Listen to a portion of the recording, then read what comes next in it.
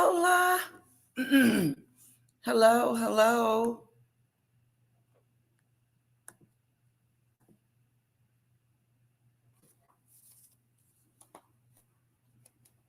Hello.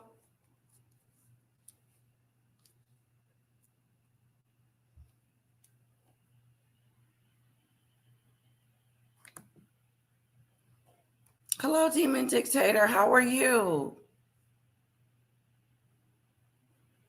Are you at work?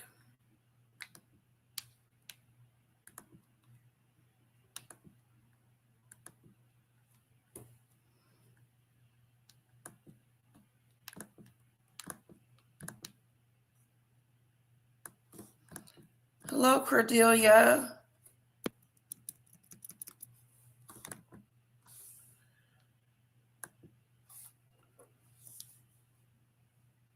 Hello, Nicola.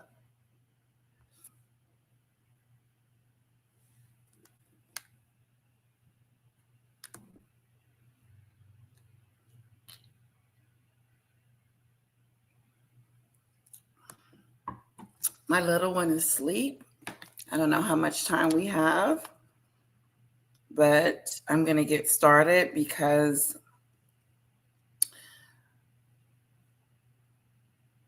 I don't have much time because I don't know how long she's going to be asleep.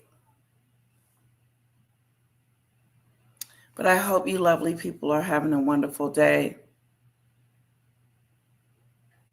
I'm doing great. Thank you for asking.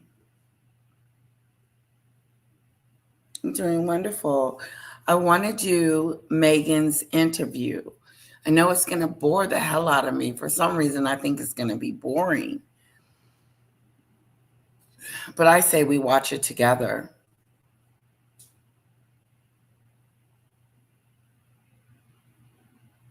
It's my Gmail.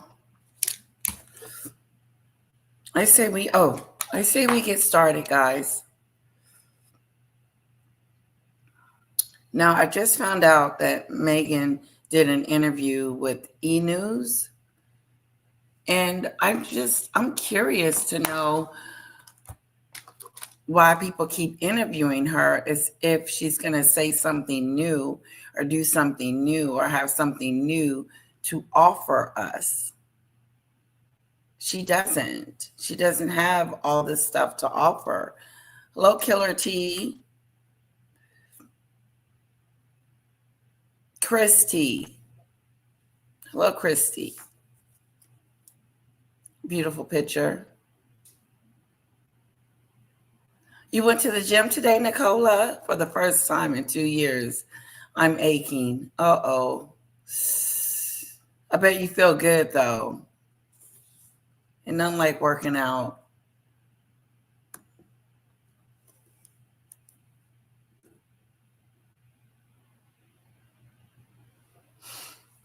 Okay, we're going to play the Mimi song. Yeah, she's asleep. I should be asleep with her, but I'm not. I'm here with you, lovely people.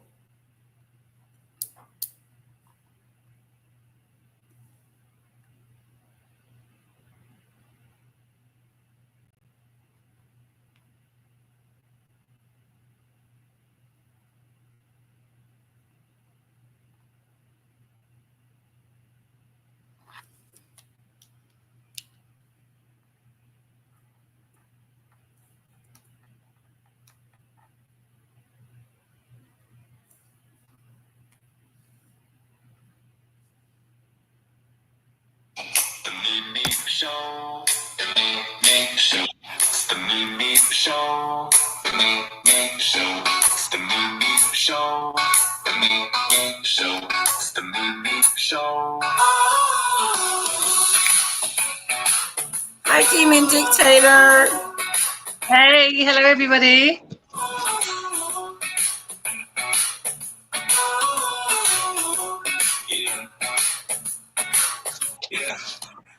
The Mimi Show, the Mimi Show. It's the Mimi Show. The Mimi Show. It's the Mimi Show. Oh, oh, oh, oh.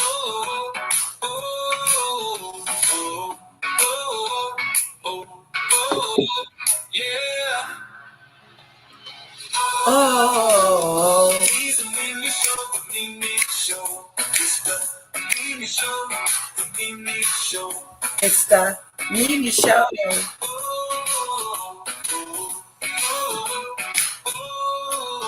Yeah.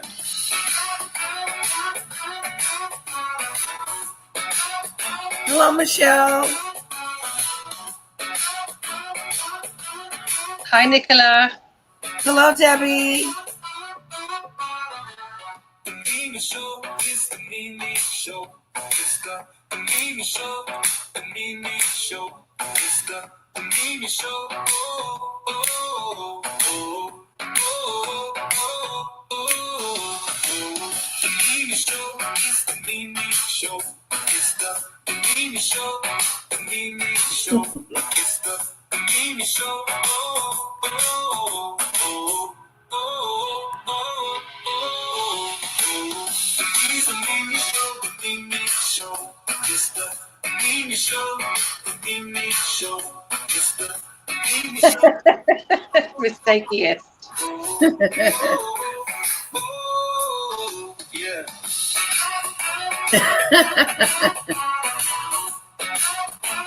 No, I don't know as much as Demon Dictator. She knows all about the royals. Oh, I try my best. Well, welcome. How are you been, Demon Dictator? I'm good, thanks. It's hot in London, though. It's hot here. Penelope's gone hiding somewhere. It's so hot. But it's lovely, though. Can't complain. Lovely. Yes, it's beautiful when it gets warm there. It's hot or is it warm?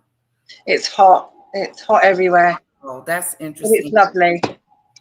Yeah. It's hot here too. In Yeah. Texas. It get really, But Australia, it's cold.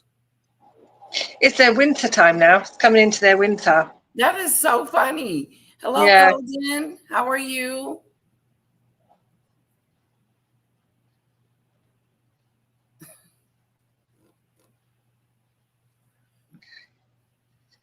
Oh, this interview. Oh, my Lord. Did you see it? I saw some of it. I saw like a clip. I've seen some clips of it. Why? Why?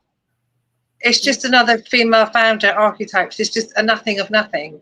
Yeah, just talking about nothing. It's just her again because of the twerking video. She's going, someone get me a podcast so I can go on and I can try and put it right again. It's just clapbacks. Right, but that is just so degrading. Like, why would you think a twerking video is going to make you famous? You don't want to be famous from a twerking video. No, because she has such bad. It was so bad. The press and everyone was so bad about the twerking video. She's got to come on, quick, get me on a podcast. And I'll try and put it right. Right. I'm going to show everyone that I'm a good person. Yeah, and it's just exactly. Let me fix it. It's just clapback, but she doesn't have anything to say. She's never had anything to say. She doesn't have anything to say, and when she does have anything to say, I don't know what the hell she's talking about, and she's not relatable. Nobody knows what she's talking about. It's another story, the 27th story version of her childhood, something else, more lies, and we just see through it, and inevitably it just makes the whole situation worse.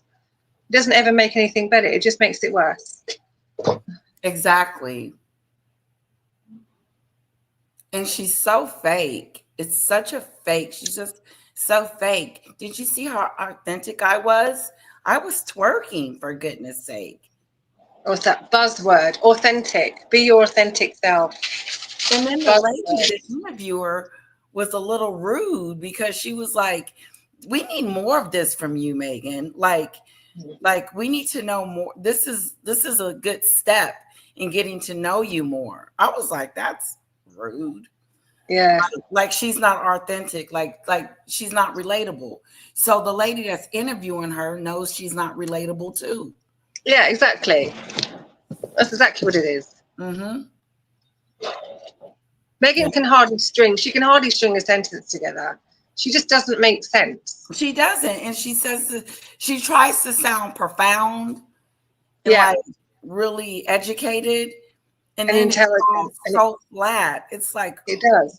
all these words you're using, and we get to the end of the sentence, and I don't know what the hell you just Yeah. said And nobody knows what the hell she's talking about. at all. Yeah. It's like Manuela said on the Raw Mess. You hear her talking and she's just not intelligent. She just talks gobbledygook. Gobbledygook. Gobbledygook. Yeah, it's interesting. Interesting. Yeah. Well, I'm gonna say this, and this is all I'm gonna say about it over there. Golden, it is over there raging and ranting about Danny. Danny this, Danny that, Danny this, Danny that, and saying that if something happens to her, she's going to sue Danny. I mean, it's so petty. It's so dramatized. She is. And so I almost feel sorry for her now. Like I do. Like I don't and I do. Just a little bit. But I realize that she is very immature. She comes across a very troubled person. Troubled. Yes, troubled. And I said to myself, there's something wrong here. And I think I'm emphasizing it too much and just backing off. Yeah. But Listen, you were hurt. You were hurt. You were hurt. Yeah. And you've got a right to feel hurt and you've got a right to be upset and a right to say your piece. But then you've got to, you're dealing with someone who's very troubled. And at some point you go, if you keep getting involved, it's just going to keep going on and on and on because you're dealing with someone who doesn't have the ability to reason. You can't reason with her. So therefore you have to make a decision to go, I'm going to take a step back from it. Right. Exactly. Yeah. And for right now, that's exactly what I'm going to do. Yeah. Let's just calm the situation down. Mm-hmm. Because it's over there hollering and hooping. Yeah. Sometimes when you're dealing with someone, a troubled person, as much as it's horrible, because you want to stand up for yourself and you want to say your piece. Right. When you're dealing with a troubled person who may not be able to comprehend their actions and what they're doing, a bit like Meghan, to be honest, they don't actually understand their actions, why they're doing it, the consequences. Sometimes you just got to be that bigger person and go, do you know what? I'm going to just leave this alone.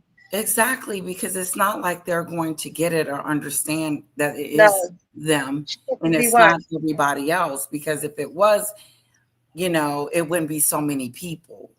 Exactly. Mm-hmm. Yeah. Well, we're going to watch the video. And hello, Snowdrop. Hello, Isabella. Hello, Susan.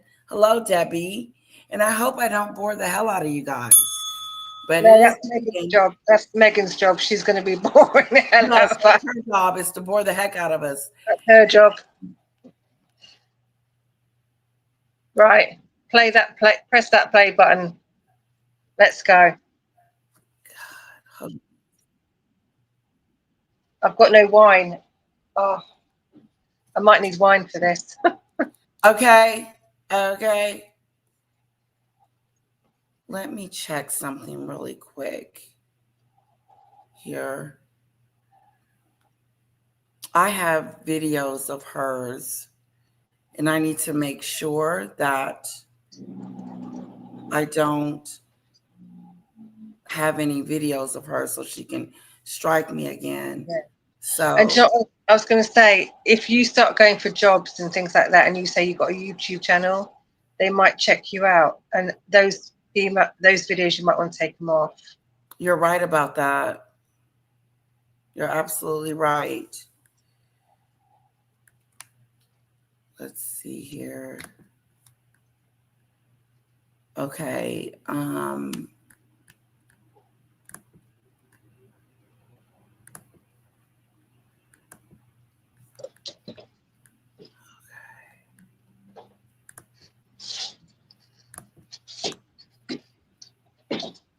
Okay, pillow under the dress, Meghan Markle's pump.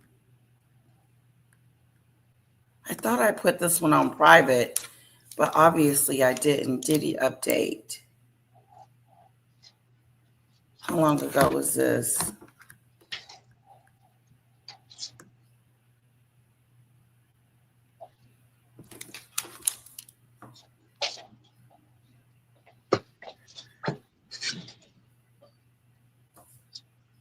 Okay, I put it on private. Let me just send Danny a quick note. She emailed me. I just want to send her a quick note. No worries. I'll just quickly run to the bathroom while you're going to do that then.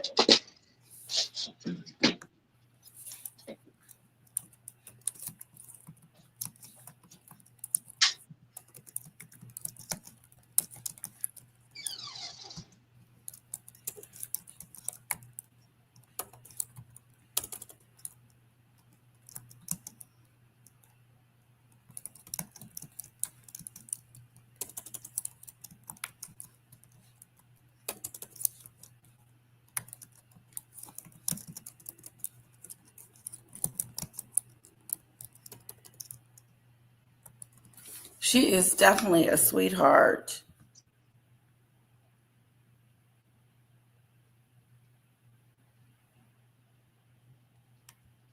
Real quick.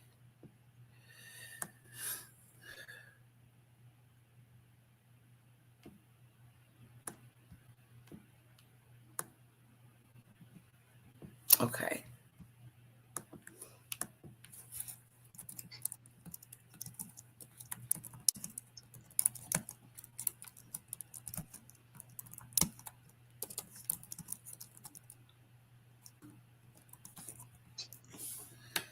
Okay. I'm back. So I got the link. Let me pull up the link for the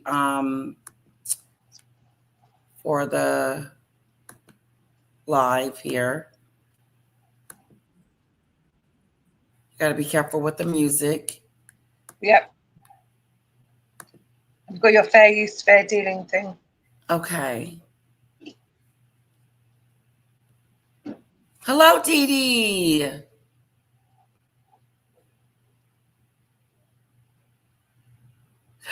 That's Golden's mom, Dee Dee Fox. Hello, Dee Dee Fox. It's so good to see you. Thank you for the love and the support. It really means a lot to me that you would come over. Wow. Let's everybody say hello to Dee Dee. Hi, Dee Dee. Golden's mom. Golden's got such a beautiful voice. Your daughter's got a beautiful voice. She really does. They sound just alike, too. They sound just alike. Voice. Yes. Thank you, Dee Dee, for coming over and showing me some love. Hello, Denise. Something is seriously wrong with it. If she can't understand why Danny would want to clear her name in the break-in after Maggie called her name at the police station. I would have too. She's just messy.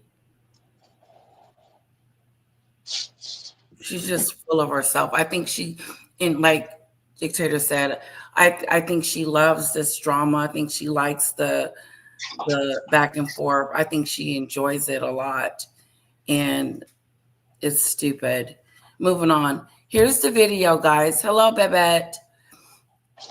And we're going to listen to Meghan, okay? We're going to listen to...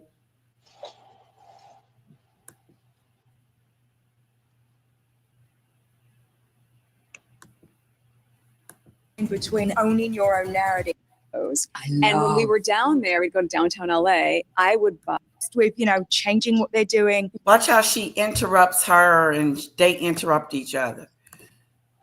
Yeah. A lot of people thinking about starting businesses or starting their own, ventures. And that's exactly what you've done. But before we get into that, I really want to understand where you got the entrepreneurial bug. Did you have, like business owners or founders in your family? Where does it come from? Oh, goodness. My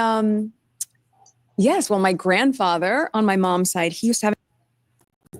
Do you have any? She asked about her family. What family? She doesn't even talk to her family. That's why she put her head up in the air and tried to think. I forgot I'm not talking to anybody. You know that family, Meghan, that you kicked to the curb? Yeah. Let's hear about your family that you kicked to the curb. Yeah. Yeah, you can't. She went up like this, thinking, because you have kicked the whole family to the curb, both sides. So you have, what do you mean your grandfather? She's a sicko. Don't forget, Meghan would have had the questions before. So she would have had her answers already planned. Okay. They get the questions before, yeah. Yeah, she's fake. She's fake. This is fake. Oh, you're so welcome. This unity is lovely to see. We'll let the light overpower the darkness. We got this, y'all. Yes, Mama Warrior. That's right, Dee Dee. That's just right, Mama Warrior. I don't think she did, Cordelia. I don't think she liked her at all. She didn't, because she even insinuated that she was fake. She did. They've got two big egos going head to head here. Yeah.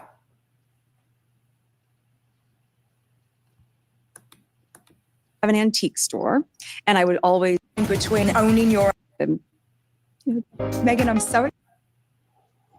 I'm so excited to have you here today. Thank you. Oh, there's so much to talk about today, and I am to this new brand launch because I think this specific audience is one that is obsessed with pivots, obsessed with, changing what they're doing. Yeah. A lot of people thinking about starting businesses or starting their own, ventures. And that's exactly what you've done. But before we get into that, I really want to understand where you got the entrepreneurial bug. Did you have, like business owners or founders in your family? Where does it come from? Oh, goodness. My grandfather on my mom's side, he used to have an antique store, and I would always be oftentimes after school with him, helping with his antiques and watching what it's like to, just be in business and also customer service. Mm-hmm. And then my mom, though she was a travel agent for many years, she also used to do. Every time she opens her mouth, she has to act like she is like she said, I went to my grandfather's store at his store, and I would watch him do that. And I learned about business through him. No, you didn't. Another story. Here's another story. Like she was like 13 years old. Like she saved the world at 13 with that letter to 11. the English. 11. When I was 11. Oh, 11. She saved the world at 11.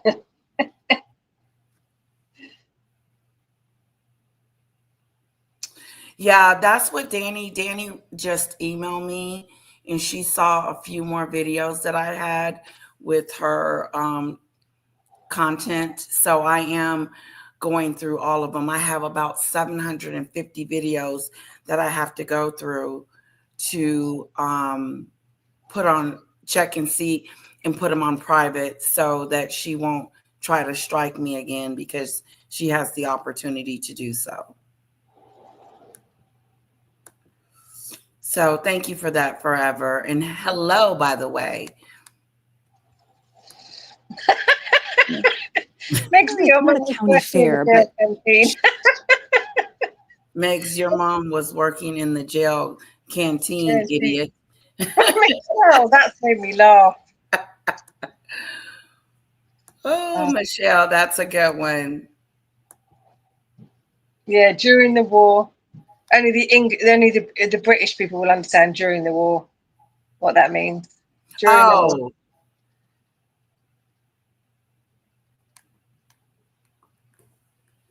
Yeah, we'll try to get the proper wise guy if Little Bit is still asleep, because she's asleep right now. Street festivals and things like that, where you have little pop-ups and vendors. And so we'd go downtown, she'd buy fabric, and she'd make dresses and would sell those. And when we were down there, we'd go to downtown LA, I would buy with my allowance, just sort of the overstock. You can buy like 1 yard at a time. And I started using my own sewing machine. I would make scrunchies. So when I was about 5th, 6th grade, I was selling scrunchies for $1 a piece. Now she's selling stuff. And so I guess it starts young, when you get to see you can have your hands involved in something and really be able to share that more broadly, but also you can earn at the same time. Yeah, you're stacking the cash. $1 a scrunchie. I mean, I'll come take on. it. $1 at a time, but it was great. She always act like she knows what she's talking about, or she's better than the person that she's sitting across. Yeah. To me, that's how she comes across, condescending. Like, I started selling scrunchies when I was in the 5th or 6th grade. And then that helped me develop, my philanthropy skills and the skills that I wanted to do for As Ever. And that's why As Ever is so successful. This is what we were talking about before. This is what we were talking about before a couple of weeks ago. Whoever she's talking to, she has to change her childhood and her life. Yes. To suit that person. She morphs into whoever that person wants her to be. Mm-hmm. These crazy stories that you never hear before, suddenly now, look, she's been an entrepreneur all her life. Right. Never heard this 11. Yeah, you've never heard this before. She morphs into whoever she's talking to. It's crazy. I'm with you, Susan. I don't believe she made any scrunchies and sold them. Meghan just making up these stories. Yeah. Because she know we don't know nothing about her childhood, and ain't nobody there to fact check it, because she's not speaking to her family, the one that this interviewer had just asked her about. Well, the story about when I was 11, that was proven to be completely false many times. But she keeps going on with it because it's all she has. That's it. And she's always talking like she's on an interview. Yeah. Instead of just talking like she's talking to a friend or someone in a general capacity.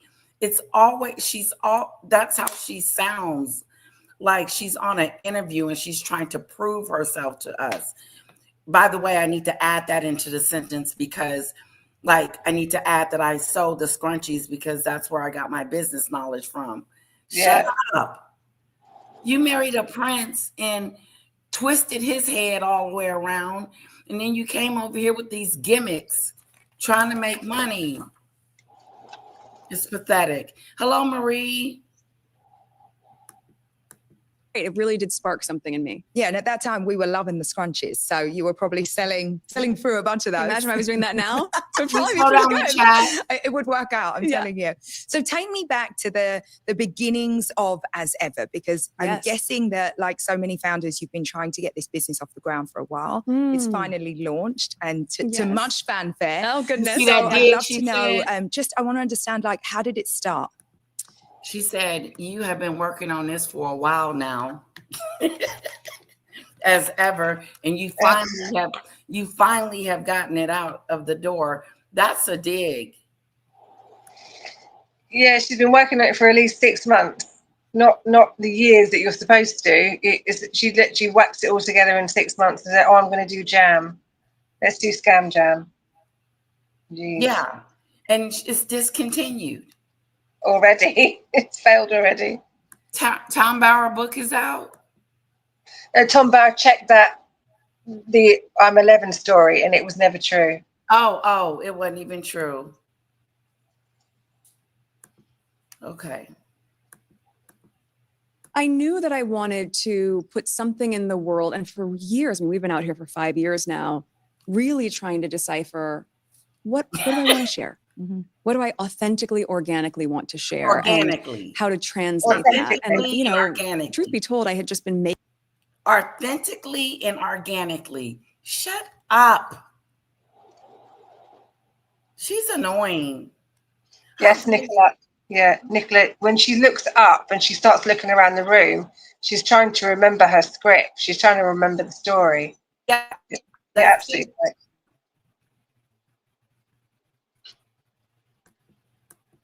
Making a lot of jams and preserves at home and sharing them as holiday gifts with a lot of friends.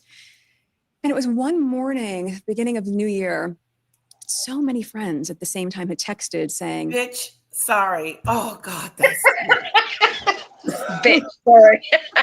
You ain't got no friends. You ain't got no friends. She said, I have so many friends. She said she has so many. I have so many. Like, she's got so many friends, she can't even count them. It's just unbelievable. So Yeah. I'd love to know, I want to understand, like, Lying. how did it start? You don't have no friends. I knew that I wanted to put something in the world. And for years, I mean, we've been out here for 5 years now, really trying to decipher what do I want to share? What do I authentically, organically want to share, and how to translate that? And, you know, truth be told, I had just been making a lot of jams and preserves at home and sharing them as holiday gifts with a lot of friends.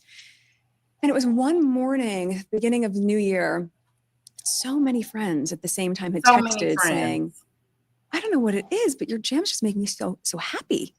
Oh And my I thought God. maybe that's the thing, because I do believe it was probably more obvious to a lot of people that I would get into fashion. I don't know what it is about your jam, Megan, but let me tell you something, girlfriend. It just makes me happy. It's happiness in a jar. It's just happiness in a jar.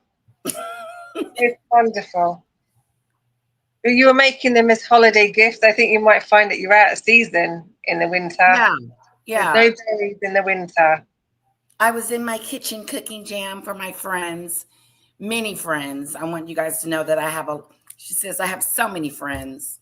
Yeah. We know you don't have any friends, and stop trying to change the narrative. Hello, Yeah. Heather. She can't boil an egg. Babita Vibes, what makes her jam so special? Well, It's sour. there's something that makes it very runny. That's the special ingredient, that whatever it is that makes it very runny. It's runny, and I heard it was like a sour taste to it. Yeah. Or beauty. No doubt. That seemed like the natural inclination, but that's not what I was sitting around doing every day. And so my real passion was in this way of sharing. And I love being in the kitchen. I've always loved cooking. So, you know, I thought maybe I could translate it into a smaller brand, and then made a very big pivot, as you say, when I went from about to onboard a CEO and a small team to having Netflix as my partner. This interviewer, I know she just like this. You fake. Yeah, she's not feeling it. She's Called not feeling herself it. a CEO.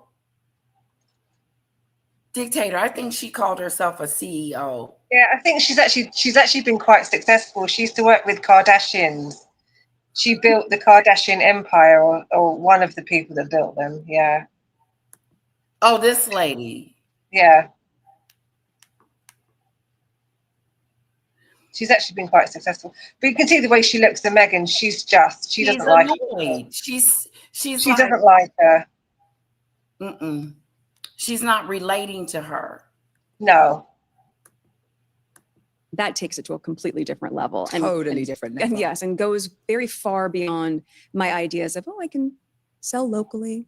I could maybe be at a farmer's market. I thought that would be cute. I'm going to do global Netflix. Yes. So suddenly it changed quite a bit. And then the offerings, of course, will expand to meet that same demand and that, interest, which I'm grateful for. So talk me through that partnership a little bit, because so many people, when they start, they're either bootstrapping or they're going out and raising money. You did actually what I did, which was to take a partner. So what does that look like to you right now?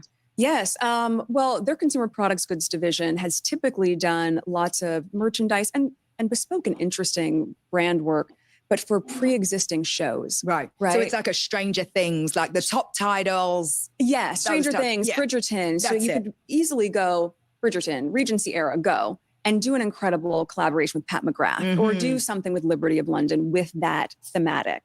So where things were different with me, of course, is that it wasn't a brand that was established. It was my ideation and doing it with them. We're developing it as we're going. And so I think, as you know, in building brands, it doesn't happen overnight. It can't happen overnight. I guess the difference was with me is that so much of that work that can typically be done behind the scenes for most founders, there's just so much curiosity that you are a founder and a CEO. Building the plane while and flying it at the same time, but you're still in the building phase. You just don't get to build in quiet. Well, it's a gift and a curse, right? It's one of those things where there must be a part of you that's like, great, there's an interest in what I'm doing. Yes. But there's also just such scrutiny in what you're doing. There's a lot of focus on every detail and every moment of quiet. Do you every single moment quiet, everything quiet, and everything it really does, it really runs the gamut, but at the same time what a blessing that it creates and generates so much buzz and so much interest. What? But I'm still never willing to sacrifice or compromise on the quality and to take my time. Someone else's urgency is not my urgency. Damn right. I mean, I honestly think that that's a great way to think about it. With this partnership, do you think it brings more scrutiny or is it all upside? I don't think it brings more scrutiny. I think it certainly brings more attention and curiosity. Mm-hmm. How could it not? Especially because it's a new chapter for Netflix as well from the CPG side. And really, when you link it to the Netflix series with Love, Meghan, it is where content and commerce can meet in a really unique way.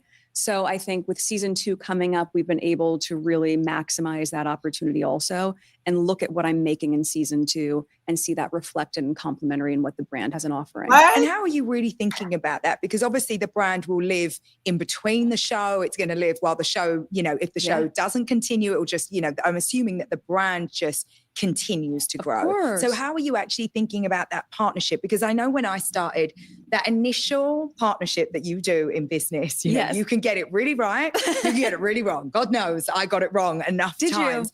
Oh my good. Yeah, because you know what, certainly for me, there was such a sense of desperation to just get something done that the first person that was like, hey, we believe in you, I was like, great, me too, let's go. And there were parts of it that were good and parts of it that, you know, let's say I had to learn from a little bit. But when you look at this partnership, because it is pretty untraditional in that way, right? You're launching a brand with your content partner. So I wonder where does the brand live? How are you working together? Who does what? Is that all, you know, like pre-figured out, or are you just working it out as you go along? Well, I think what's different than what you're saying is your initial experience is that we've been in partnership with Netflix for 5 years already.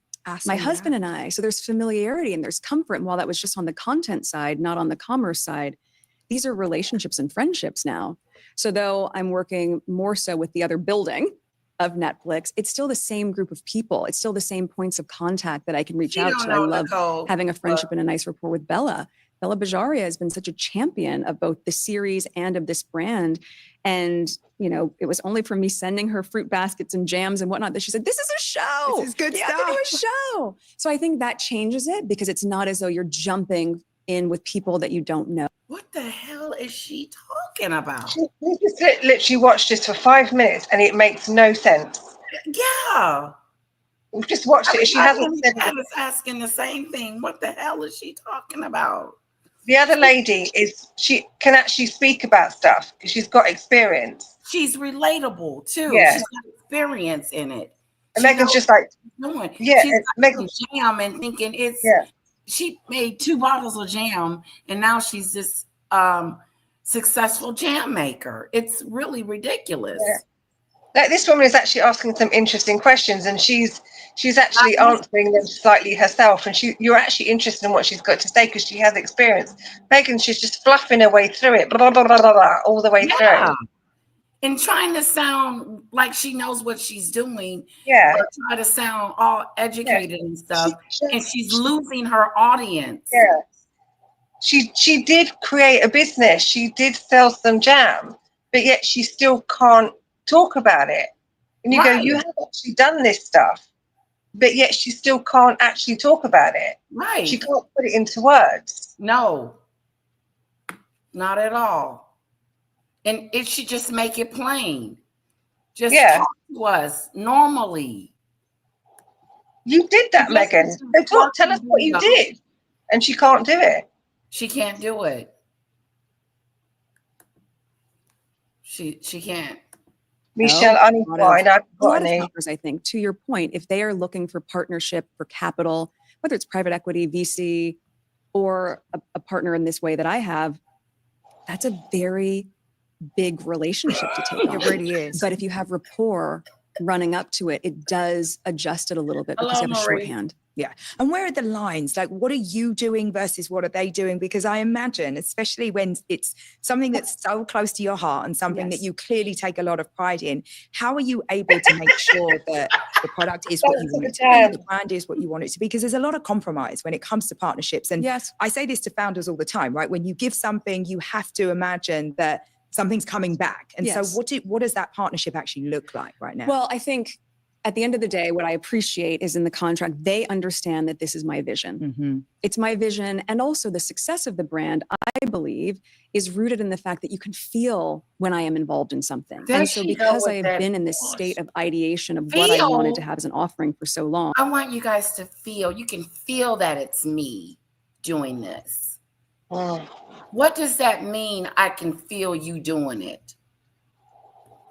I'm gonna rewind that because tell us, Meghan. Because tell us, Meghan. We're still waiting for you to tell us. Yes, make it make sense. Make it make sense. She said, "This is a show. This is good stuff. To do a show." So I think that changes it because it's not as though you're jumping in with people that you don't know, which a lot of founders, I think, to your point, if they are looking for partnership, for capital, whether it's private equity, VC, or a partner in this way that I have, that's a very big relationship to take on. It really is. But if you have rapport running up to it, it does adjust it a little bit because you have a shorthand. Yeah. And where are the lines? Like, what are you doing versus what are they doing? Because I imagine, especially when it's something that's so close to your heart and something that you clearly take a lot of pride in, how are you able to make sure that the product is what you want it to be, the brand is what you want it to be? Because there's a lot of compromise when it comes to partnerships. And I say this to founders all the time, right? When you give something, you have to imagine that something's coming back. And so what does that partnership actually look like right now? Well, I think at the end of the day, what I appreciate is in the contract, they understand that this is my vision. You said it's my that vision. already. And also the success of the brand, I believe. She didn't say that twice. The biggest thing is that they know that this is my vision. The biggest thing is that this is my this is my vision. She said it twice. I swear she did. She's repeating herself. She is rooted in the fact that you can feel when I am involved in. Girl. You can feel when I'm in. Who's going to feel? Do we feel it? We don't feel you. Are we supposed to feel it, or is Netflix supposed to feel it? Who is this person who's got to feel it? Who? Who's supposed to be feeling it? Girl, make this make sense. You can feel. She was talking about that stuff on she was talking about that stuff on the red carpet. We're gonna make something that makes you feel. She is so fake. You know she lost 2 more employees. Yeah, they all ran. They've all gone.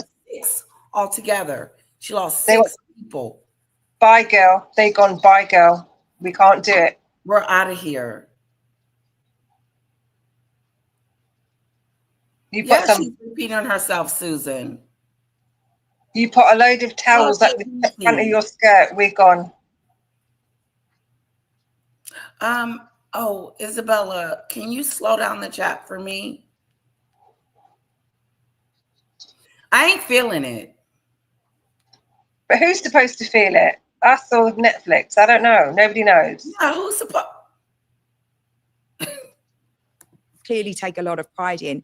How are you able to make sure that the product is what you want it to be, the brand is what you want it to be? Because there's a lot of compromise when it comes to partnerships. And I say this to founders all the time, right? When you give something, you have to imagine that something's coming back. And so what does that partnership actually look like right now? Well, I think at the end of the day, what I appreciate is in the contract, they understand that this is my vision. It's my vision. And also the success of the brand, I believe, is rooted in the fact that you can feel when I am involved in something. And so because I have been in this state of ideation of what I wanted to have as an offering for so long, the fact that they trust my final judgment is great on what I want to put out there. But equally, one of the things— She just said this shit. Am I crazy? She just said this. Sorry. Murph's coming. And Murph is trolling you in the chat. Mo is Murph. No. That's Murph in disguise.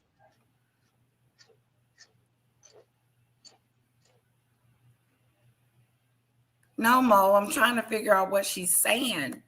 I'm trying to figure out what she's talking about. And if I can't get what she's talking about, I need to stop and figure this out. Yeah. But that's what I do, Mo. Mo, go and do your own channel. This is Letitia's channel. She does what she wants. You go and do your own channel. Hello, Jen. As I've said from the onset, I love being part of the creative process. It's important to me. It's also where I find a lot of joy. So the analogy I say is, don't bake the cake without me. That ain't Having a what she friendship and a asked nice you. rapport with Bella. Bella Bajaria has been so And there were parts of it that were good and parts of it that, you know, let's say I had to learn from a little bit. But when you look at this partnership, not because it is learning from pretty anything. untraditional in that way, right? You're launching a brand with your content partner. So I wonder where does the brand live? How are you working together? Who does what? Is that all, you know, like pre-figured out, or are you just working it out as you go along? Well, I think what's different than what you're saying is your initial experience is that we've been in partnership with Netflix for 5 years already. My husband and I. So there's familiarity and there's comfort. And while that was just on the content side, not on the commerce side, these are relationships and friendships now. So though I'm working more so with the other building of Netflix, it's still the same group of people. It's still the same points of contact that I can reach out to. I love having a friendship and a nice rapport with Bella. Bella Bajaria has been such a champion of both the series and of this brand. She loved throwing out people's names that are successful. That she wants people to know that she knows these people. Yeah. Take Jen's thing off. You missed when she does the rapid blinking. I saw that. Yeah. It's the rapid blinking.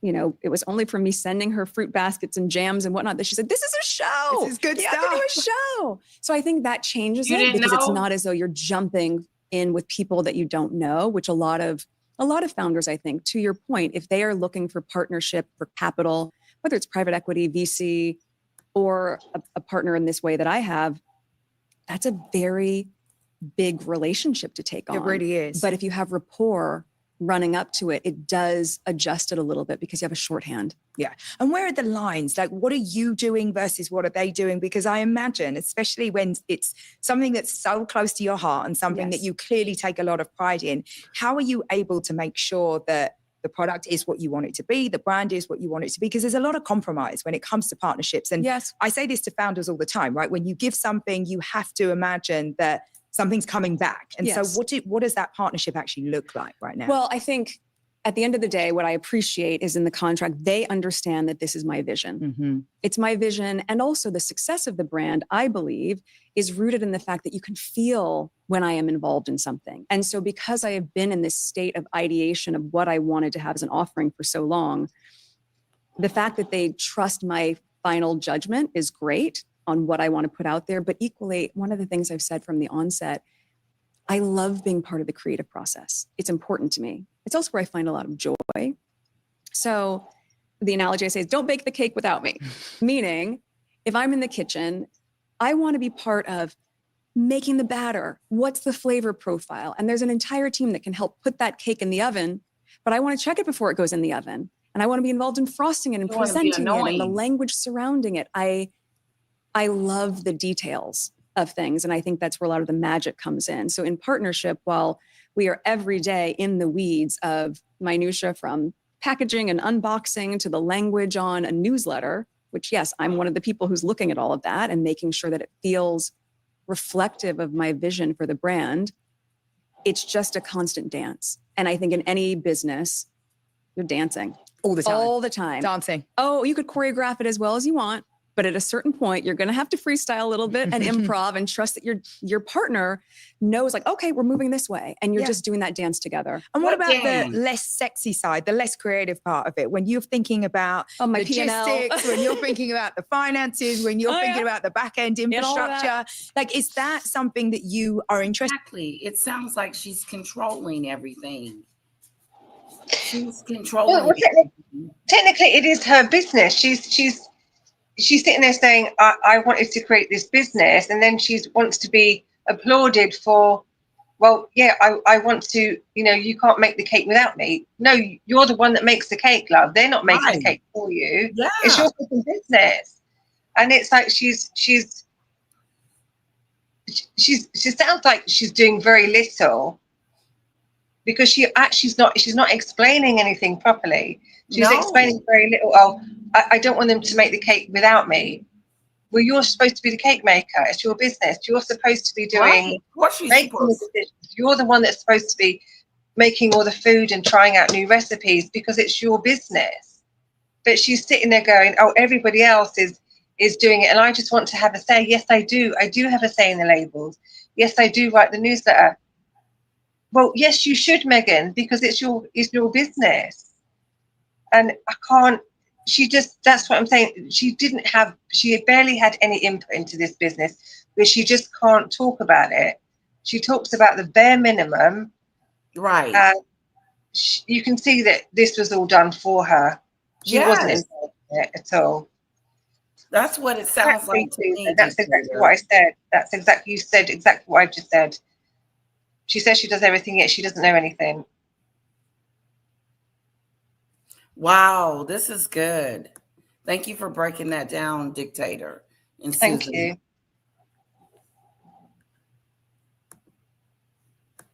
Interested in getting involved in, or are you like, this is for my partner and I can trust them on that? I'm very involved in that part. It matters because I think the misconception is when you have a very large machine and a very powerful and influential machine like a partner as with Netflix, and you have me and the profile and all of the attention that brings as well, you have the two of us together.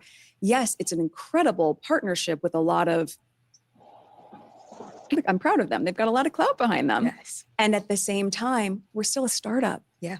You're still a startup. We're a startup. Doesn't matter. It does that not mentality matter. is so important, I think. Like, No, she's saying it's startup because she's trying to make it seem like it's successful because it's a startup, but it's still doing good. Like she's excusing her failures. Yes. And I totally did exactly what Marie did. I started drifting off and wasn't even listening to her anymore because that's how boring she is. She's not got nothing to say. Yes. She's got nothing to say. She doesn't keep you engaged.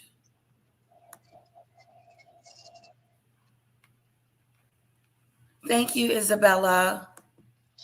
Yeah. And the woman to have that there and to know it doesn't matter. Like every single customer, every interaction really counts. And it's often that unsexy stuff that is the stuff that really impacts the customer as well. It's like, how quickly are they getting their delivery? How much can they rely on your site? Like, is what they order what they get in the package? Yes. So it matters. It all matters. And also just the customer service experience. That is your one-on-one interaction with the people that are supporting your brand. I want you to feel the way you would feel if in the same spirit of hospitality, if you were a guest in my home. Mm-hmm. I see you. I want to make sure your needs are met. We're going to make sure you're comfortable. If something wasn't exactly as you imagined it, let's talk about it. How can we make you comfortable? All of that is part of the spirit of the brand. And I think, it might not seem sexy, but it's fundamentally important. So tell me more about the actual brand and your aspiration, because this is a notoriously difficult category. And I love consumables, you mean? I mean, it's really hard. I always thought that when I started a business, I grew up with family that had flower stores. And I remember the inventory would always die. Like it was literally like, this is really a tricky business because you've got this window and then the inventory is literally dying. So your inventory. Thankfully, we're not in that situation. Products are shelf stable for several years. Yes. But it is a really tricky category, right? And even when you think about the distribution, once it gets outside of D2C, it's a big, complicated machine with big players in there. So how do you think about the vision of what you're trying to create and also the fact that you've decided to take a chunk out of something that is really, notoriously complex? Well, I think I go back to the authenticity, right? It's what I love and it's what I want to share. So what I was cooking in my home to figure out recipe testing to scale that to a level where you can share it more broadly. And of course, compliance is different globally when we get into that market, which we will. You're going global. How can we not? I mean, how can you not? Yeah, but it's the spirit of sharing. I don't want to just share it here. I want to share it. It's better for the P&L. Well, there is that, Meghan. Yes, that's true. And in the spirit of sharing. But I think, look, at the end of the day, if I had gone into beauty, for example, and I have a lot of... Was that a consideration at any point for you? It was definitely something that people were asking me to get involved with. I mean, in these past Did you have any inclination? Were you like, this could be fun? I think it can be fun. Yeah. And I think there'll be a time for that. I think there'll certainly be a time for fashion. You and I can talk about that later. But I think, ultimately, I wanted to do what felt authentic, but I also recognize that, yes, there are variables that you don't have to think about when you're doing composition of makeup, right? You can buy all of your products, your supply chain, and you know that every single time you can count on those sort of scientific ingredients to yield the same product. One of your partners is not Mother Nature. If it's a bad season for berries, that's going to affect your product, but you're still going to wait until it all falls into place differently. So there are more factors involved, but I do think at its core, it's still rooted in something that feels very true to me. And that's the springboard for everything else. Starts in the garden, starts with this beautiful, humble pot of jam that I don't care who you are, you're a little bit charmed by jam. But then what does that do? That introduces you to what are the extensions of that I want you to start or end your day with, that I want you to treat yourself with or gift to friends. And then you say, well, now you're in my home. So what are the other hospitality and hostess pieces I want you to be able to share? And we move from the kitchen into a much broader space. Oh, I love you have big ambitions for As Ever. I do. Yeah, I hope so. She only I mean, selling because I think jams. there's so few people that can actually create. She's got all these plans and all these marketing ideas, and then she discontinued the Jamma scam. Well, she doesn't even have any jam left. No. We can't even restock. She can't even restock the jam till 2026. Just it's out of season. Can't even do that. Jesus wept. So it's like it's like deflection. I've got no jam left. I've messed up. Loads of people bought it. I can't replace it. I'm not even going to give them a refund either. What she just said 2 minutes ago, I want people to feel it. I want them to have an experience. A lot of people got scammed out of that. They bought so much and she's not even given them a refund. We're going to replace it with something else. You can't replace it with something else because there isn't anything to replace it with. It's just rubbish. What she just said is rubbish. And now, but I'm going to try and go into more and more things.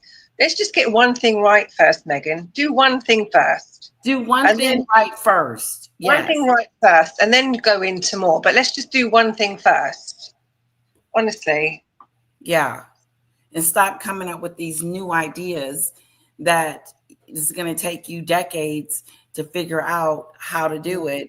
And then it won't come out till 2 years from now. Like this hotel idea. I think it's a stupid idea for her to. She's just trying to deflect. All this is just a deflection. She messed up with the jam, says, I'm going to deflect with, I've got all these massive ideas and this big empire and I'm going to build. It's like, well, let's get one thing right first. Let's do one thing and get that right first before you start going off into all these other things. I agree. You're right. Hello, Lee. Hello, CCC. Hello, Tropical Life. Hello, Helen B.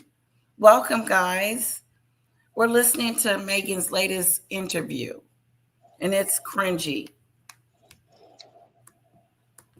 Truly global brands. And so why wouldn't you? Why wouldn't you take that opportunity? I mean, I certainly would.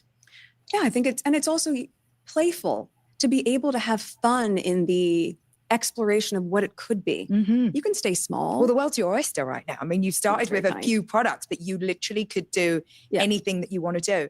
I've been talking to my friends nonstop about our summer plans and all of the incredible places we've. This person knew. Is there any part of you that feels any sense of imposter syndrome? Do you ever sit back and get overwhelmed by how big the opportunity is, and then no, because it's not pedal big. back from anything that might be? I don't. I think I have. I think that I've always had a very entrepreneurial spirit, as we talked about, but equally, I enjoy being in a position of having a strong team around me, being able to help guide that team. Stop. You don't have a strong team. You have a revolving door. You just lost 6 more people. That would make it 24 people total that have left you since you started in your endeavors. You have lost 6 people. She has a high turnaround rate. That's not good. That means that you're constantly pouring in money to build a team, because it costs to fire someone and it costs to hire someone. team as a whole. And I've also, you know, in the adventures of my life, I have certainly navigated through things that can in some ways feel bigger. Yeah. So this for me is just another chapter that I think is full of, you know, I'm a very curious person, new learns. I love learning something new all the time. I don't feel imposter syndrome. I feel like I'm exactly where I'm supposed to be right now. Oh, I'm really happy you said that. Yeah. I mean, I do think I speak to so many founders, and more often than not, they feel some sense of imposter syndrome. And I have so many women that will say to me, didn't you feel or don't you feel imposter syndrome? And my answer is always no. I'm like, if not you, then who? Like, why would you feel that way, right? I feel like to some extent, we're all making up as we go along. And even when you get a lot of experience and you've done, you know, multiple startups like I have, nothing is the same because you're never doing it in the same time, in the same culture, with the same people. Yes. And even if you're making it up as you go along, as you say, which I think true, most people are doing that. Imposter syndrome is when you're posturing as though you know everything. You don't need to posture as though you know everything. It is perfectly okay for me as the founder and the owner of this company to say, sorry, what does that mean? Yes. Can you help me understand that? And actually, I think it's a really great posture to take, or a truth rather, to take as a leader, to show that, yes, I know what I know, but I'm also so excited to have people on this team that know more about certain avenues than I do, because we're learning from each other. That's so not long as you imposter find syndrome. the people. Meghan, you're not learning from no one. You take no one's advice. You are a person that doesn't take advice from other people. It has been written in articles that you don't do that. That's why you're your own CEO. Because you can't take constructive criticism. You cannot take someone else coming in helping you. You're not going to allow anyone to give you any advice on what's going on. You're not. You're telling them what to do. That's why you're stuck and stagnant, and your brand ain't going to work because you're not listening to the experts. But she put out that twerking video.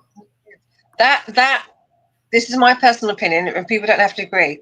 The fact that they both said, I don't have imposter syndrome, is a slight red flag, because it means that, you know, imposter syndrome is when you're doing a good job, or a higher level job, management or supervisor, whatever. You don't have to be a CEO. You don't have to be a very high level, but you can just be a person with responsibility. And imposter syndrome is when you feel like you're just not good enough. Am I good enough? Am I doing the right job? And that is perfectly normal for people to do. Just question themselves. Am I doing a good job? Am I doing okay? That's perfectly normal. When you see people who sit there and go, no, I don't have imposter syndrome. Why would I? What I'm doing is what I want to do and what I want to be. And you ultimately see, and I've seen this so many years, where those are the people that usually fail, or they fail, or they just don't fail or succeed is the same thing, because there's no humility where they learn or they accept failure, or do you know what, maybe I was wrong about this and I'm going to learn from this. And, you know, maybe I did make the wrong decision over here and I'm going to learn from that. That's what imposter syndrome and humility allows that to happen. When you're sitting there saying, no, I'm not an imposter. I know everything. I'm right. They don't allow themselves to learn or to fail or to accept. Exactly. To open up that door to receive what others have to install, that are experts in their field, that help you grow. But instead, I don't have that problem because I'm the controller. I'm always right. You're wrong. I'm the one that's right. Right. They ultimately fail because they just can't accept criticism. They can't accept something fails. They just can't accept it, and they don't grow, and they ultimately destroy. Yes. That's just my personal opinion. It was a great opinion. Thank you. They quit. 6 people quit or they got fired, but there were 6 employees that got let go. And then they hired that 11 group of people. And then she's with this new media company that told her to put that twerking video out there. And now she thinks she's famous again. But Yeah. you're famous for all the wrong reasons, Meghan. You're famous for a twerking video. Do you really want to be a hoochie mama? Leah, she threw hot tea over somebody, a staff member in Australia when she was on tour in Australia. Oh, wow. Not the royal family. Dangerous. They could have had a degree burn. I think they got about 700,000 compensation out of it. Oh, wow. She can throw 2 cups of tea over me. I'll have for that. Hey, throw it, girl. Just throw 2 over me for that. Thank you. I'm good.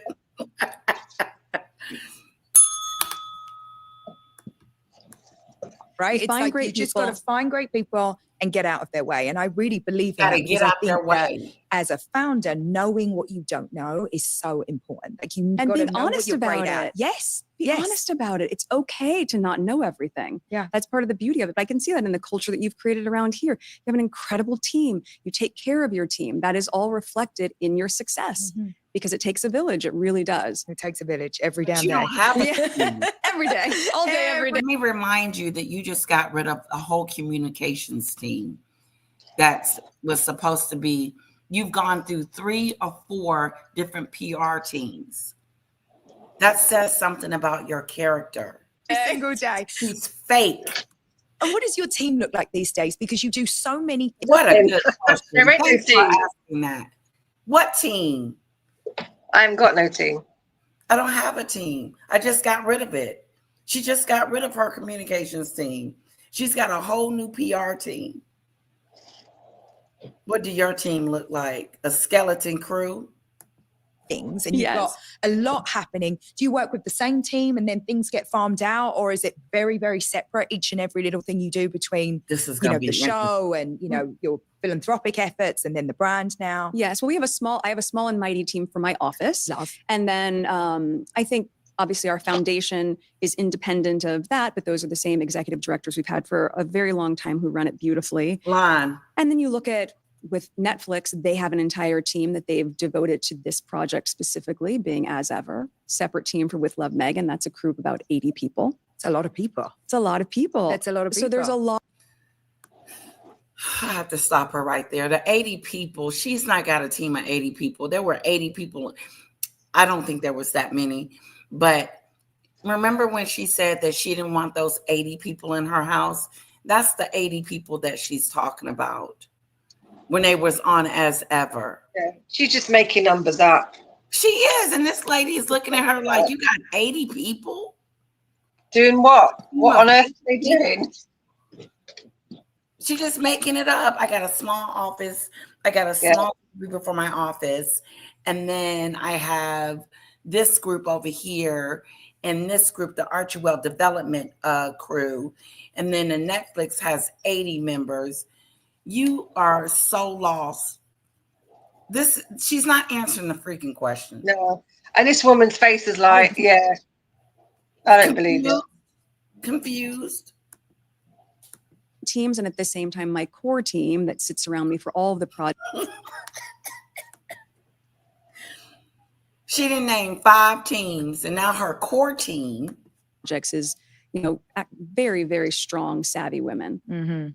So talk to me a little bit about the launch, because I thought it was very, very well executed, but you basically sold out of everything in about 45 minutes. Listen, I can't get you on that one because I don't know a business that I've had where, a couple of hours in, every single thing has been gone. Everything. But it comes with a lot, right? That comes with this, of course, you end up kind of fueling that idea of scarcity in your business, which is a great thing. It's never terrible to disappoint customers, but there's the flip side of it. And I remember when I started Good American, by, I don't know, the 3rd hour, I was starting to pick up the phone and email customers.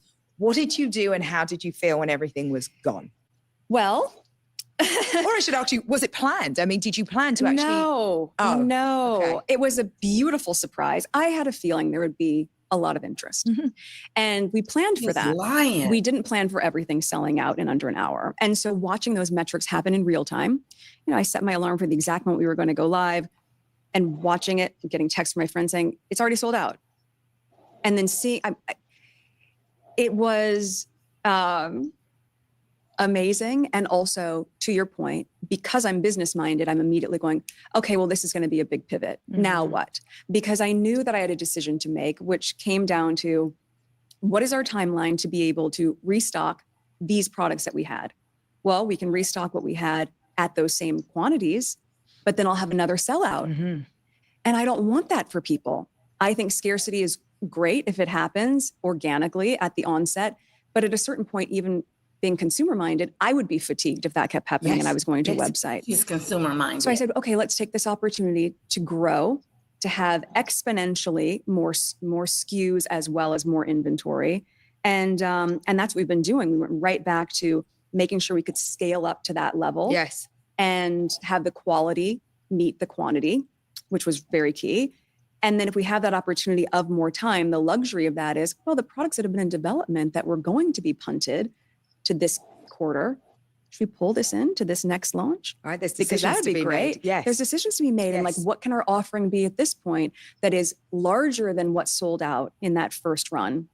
So as a seasonal drop, I think that was really important to say, let's get it back, but let's get it back in a much bigger way, which is what we've been working towards. And those are really important decisions because you have to decide, and I'm guessing that you're learning all the time about reputation management, your customers, supply chain. Like, how are you thinking about those things? Because they are all such big decisions in the beginning for any founder. Like, you're the one that needs to decide with your how customers. you're showing up for customers every day. It comes with a lot of pressure because when that call comes down to you, when I have to make that call, you don't know if it's going to be the right call. You just have to trust your gut. And that's ultimately what it goes back to. I say, if I was the person that waited so long to get that product, do I want to a second go around not be able to get the product? Or do I want to be able to buy it and share it with all my friends? So I'm constantly putting myself in the mindset of someone who's supported me for a long time and want to be able to get it, or the 15-year-old girl who's saved up. She is not business minded at all. She contradicts herself. Yes. All the time. She sat there and said they did a prototype of 100 jars. This is a prototype. Let's just see how it tastes. Let's see the reviews. They put it up for sale and it sold out. Yes, because there was probably 100 or whatever, 500 or whatever it was. 100. The reviews came back bad and nobody wanted it. And the reviews are bad. So they've gone, there's no point in making another load. So she's now sitting there covering up what she's done by going, oh, my customers who sold the first lot, they wouldn't want to be able to buy another one. You're guessing. There's no point in restocking it because my customers wouldn't want that. How do you and you're know? going, what in God's name are you selling jam and it's sold out and you're now making the decision that your customers wouldn't want to buy any more? Right. You have made this decision for us. My customers won't want that. How? And now she contradicted herself going, well, if I was a customer and I wanted to buy jam, I've got to think about how they would feel if they can't buy jam. And you're going, you just said one thing over here and then you said another thing over here. You go, well, if you was a customer and you bought some nice jam and you wanted to buy another one and you paid for it and it's all out of stock and you can't get jam or you can't get a refund, how would they feel? And she's just talking bubblegum language. It's like blah, blah, blah. Yeah, and she doesn't know what her customers want. She hasn't done a survey. She hasn't asked them questions. She doesn't know what her customers and her customer base is. She doesn't know who's bought the jam, what geographic bought the jam. She's guessing. Her money to be able to buy a couple of the offerings that we have. But it does come with pressure, and all you can do is make the best decision with the information that you have, and that's what I've been doing. And to trust your gut. I think that's so key. Anything It about is key. Yeah, it is key, and it's hard to do, especially in the beginning when you don't have much information to go on. I think the number one thing that you have to do is again, like you said, put yourself in the position of your customers and just listen to your intuition. Yes. It will never serve you wrong. So at least not in my experience. Yes. Well, and also trying to make sure you have all the metrics and all the learns that you can. But when everything sells out in 45 minutes, you don't necessarily get the same rewards. You're like, okay. Yeah. So now is okay, minute number up. 5, this was tracking. Yeah, it tells you nothing. It's hard to learn from your business when it's like that. But really good problems to have, I think. Good problems to have, champagne problems, as they call them. Absolutely, and, they are. You know, the world is learning with me in real time. We're learning together.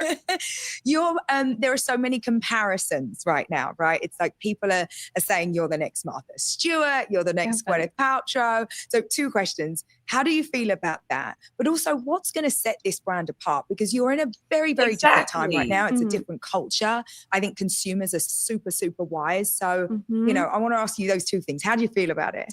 I think that's very flattering. Those are incredibly successful businesswomen. So I don't take that lightly. That means a lot if there's any comparison made in that regard.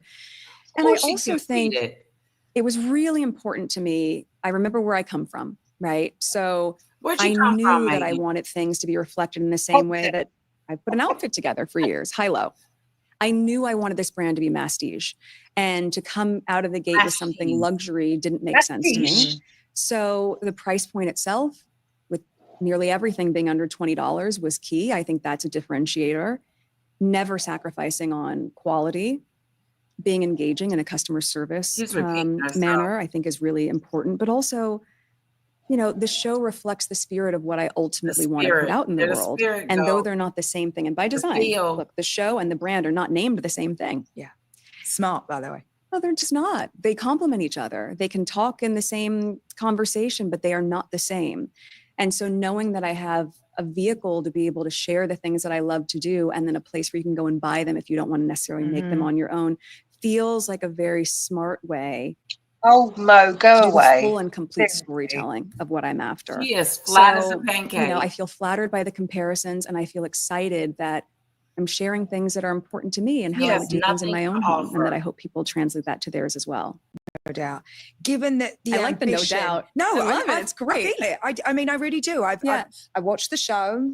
I feel like it's very clear. I did not make anything. I'm not going to lie. Do you cook?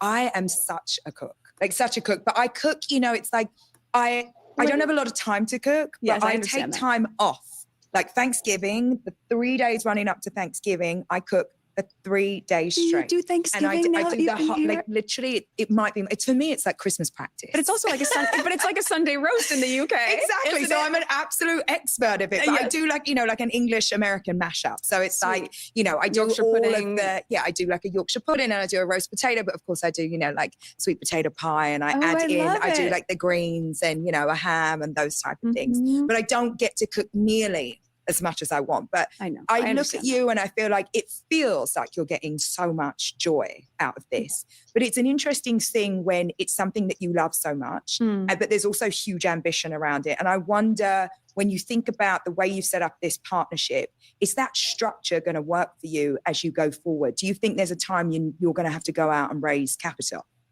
Potentially. It depends on what we want the growth trajectory to look like. But I think, you know, and all the contracts and logistics surrounding it have really set up what the future can look like together. And being mindful of the movements of that. There are a lot of surprises still with the series that we'll be able to share later this year, obviously season 2 coming. But I think what's really exciting about it is it's the evolution of the partnership that we've had with Netflix for so many years to now say we're doubling down in the growth of me as an entrepreneur and their support in that chapter. So it's huge. It's great. But yes, I mean, as we continue to grow, you know, you might be looking to expand certainly globally. And if there's a raise that's involved in that, then I think we'll be in a really good position to do that. Yeah, no doubt you will be. I have absolutely no doubt in that. Thank you. When you think about the failure rate for first-time entrepreneurs, does that ever concern you? Have you even let your mind go there? I do not think about failing. No. But you red flag. Is anything actually a failure? Red flag. But you are a failure. You failed at being a royal. You're failing at this jamathon thing, girl. You're a failure. She failed at everything. Yeah, she's a failure. She got on. She did not try to be a proper royal. She didn't. She knew she was leaving. See, I don't agree. I think she did try, but she has a very destructive personality. She just destroys everything. Yes. Yes. She's her own enemy. She is. She has got very destructive and very defiant. If you say, don't do that, Meghan, she'll go, watch me do it. That's very defiant personality. I think she went to the royal family to be princess, to do everything, and she just destroyed it. Like, she destroys everything. She's a bully. She's even got... She's a bully. The Hollywood Reporter and Vanity Fair, Tom Bauer, Valentine Lowe, all of these books, magazines of how bad of a bully she is. Wow. She destroys everything. And this is a big red flag. I don't, whatever it was, I don't fail. I don't see failure. Red flag. She's not learning from anything. No. She doesn't learn from anything. She's not learning. You know how we know she's not learning too? Because she just makes the same mistakes. Because she makes the same mistakes. She says the same things. She repeats the mistakes. And she's not willing to let anyone in to allow her to grow. Because she's Miss Know-It-All. Yeah. Some people see failure. I had a conversation with somebody about a couple of weeks ago based on Meghan Markle thing. Some people in business, you see failure as a chance to grow. It's not failure. Failure is if you take failure as not personal. If you say, I've got my business and I failed at something, it's just something that you learn and you grow from. It's not a failure. It's not. You know, it's just something. Okay, well, we won't. People don't like it. We just won't make it again. It's not a big deal. Right. It's not a failure. And some people look at it and go, "We just won't make that again." So customers don't like it. Just don't make it again. We'll sort something else out. Let's try something else. Right. It's not a failure. Some people will sit there and go, "Oh, they didn't like that. Oh my God, I'm a failure. I failed at something. My business is rubbish, and I'm going to just close it down. I'm going to destroy it." Yeah. It's all how you perceive failure. If you perceive it as a positive thing, as something that you learn from, or you see it as a negative. She seems to see failure. I don't see failure because she has the whole world looking at her going, you failed at everything. You failed at everything. You've got books, you've got magazines. You failed at being a royal. Everything. You failed at being a book. You wrote a book and that was crap. You're just doing everything. You can't keep staff because it's rubbish. And so she just claps back and goes, well, I don't see failure. I don't see failure. It all goes down the same drain. That's why you don't learn. That's why you continuously fail. That's why you continuously make a mess. Right. There you go. It's another rant there. No. It was good.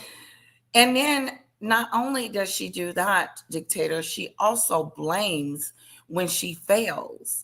Like, it wasn't my fault. It's a startup company. It was something that I was trying new. It's always an excuse. She's always making excuses as to why she fails. It's interesting. Failure, ultimately, because you're going to learn from it no matter what happens. But no, I feel confident in what I've been dreaming up for so long. I feel confident in the partner that I have, and I feel really proud of the team that I have. So that's not an option. It's not an option. No. I love that you say that's not an option, because there's just such an intense narrative around everything that you do. I can't imagine not being a bit scared. Like, I'm always scared when you cannot determine if you're going to fail or not. You did fail. You shut down as ever, the jam thing. You ain't making no new batches. To me, that's a failure. And then she pretending like failure is the worst thing in the world, but it can be, like a learning curve. Yeah. Entrepreneur and their support in that chapter. So it's huge. It's great. But yes, I mean, as we continue to grow, you might be looking to expand, certainly globally. And if there's a raise that's involved in that, then I think we'll be in a really good position to do that. Yeah, no doubt you will be. I have absolutely no doubt in that. Thank you. When you think about the failure rate for first-time entrepreneurs, does that ever concern you? Have you even let your mind go there? I do not think about failing. No. You're not scared of failing. Is anything actually a failure? Yes, Ultimately? you Because you're are. going to learn from it. Is anything actually a failure?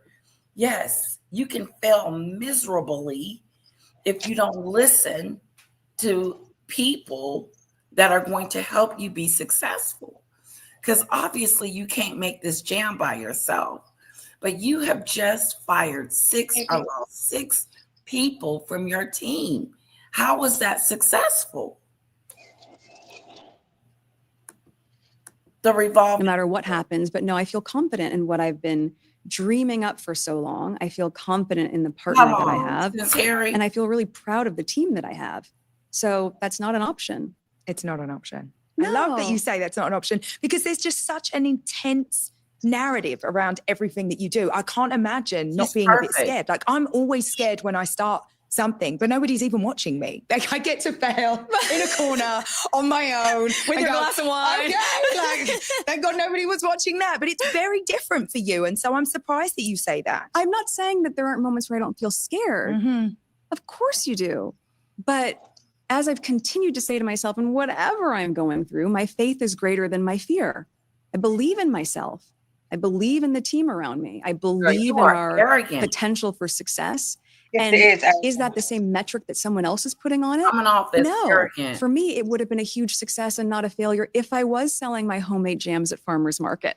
And I'd gotten a cottage license. I applied for that in the county of Santa Barbara, where you can literally go and bragging on I was like, herself great, now. you can make the goods in your home and sell them. That would have been a success for me. Patting herself on the back. Someone else's sense of what that looks like is not necessarily what mine is. And that will continue to grow. But no, I don't see the possibility of failure. Not when you can learn from everything that you've done. The way that you speak about both imposter syndrome and failure, because these are two things that, again, uniquely are in the kind of language of so many female founders. And they're real for so many people, and that's fine. But I do also want to demystify the idea that, like, we have to feel that we have to go around feeling really scared, and we have to believe that this is not a journey for us. And so I wonder what in your life and your history has got you to the point where you can feel like that. Well, I think words matter. Oh. And I think certain words and terms become very topical and trendy, and they just become part of the vernacular. Oh, yeah, I believe that. Right. And at a certain point you go, why do I keep reinforcing this idea? Because it's topical. Right. And I ultimately believe the more that you can change your thoughts, you're going to change the things around you. So you're a big believer in mindset? You have to be. Yes. I think as a female, as any founder, but as a female founder, you have to train your mind to literally be so focused on what your goal is, to be so, as I said in the podcast I was doing, laser focused on what your intention is. There isn't room for a tremendous amount of self-doubt with that. It will be there. But when it appears, you have to train yourself out of it. You got to shut it down. Yeah. And I don't think that it's helpful to indulge some of the language that is going to be self-limiting. I don't think that that helps anyone grow. And I don't think being fear-based, yes, being risk-averse, very valuable. Being clear and realistic about the landscape that you're walking into, very helpful.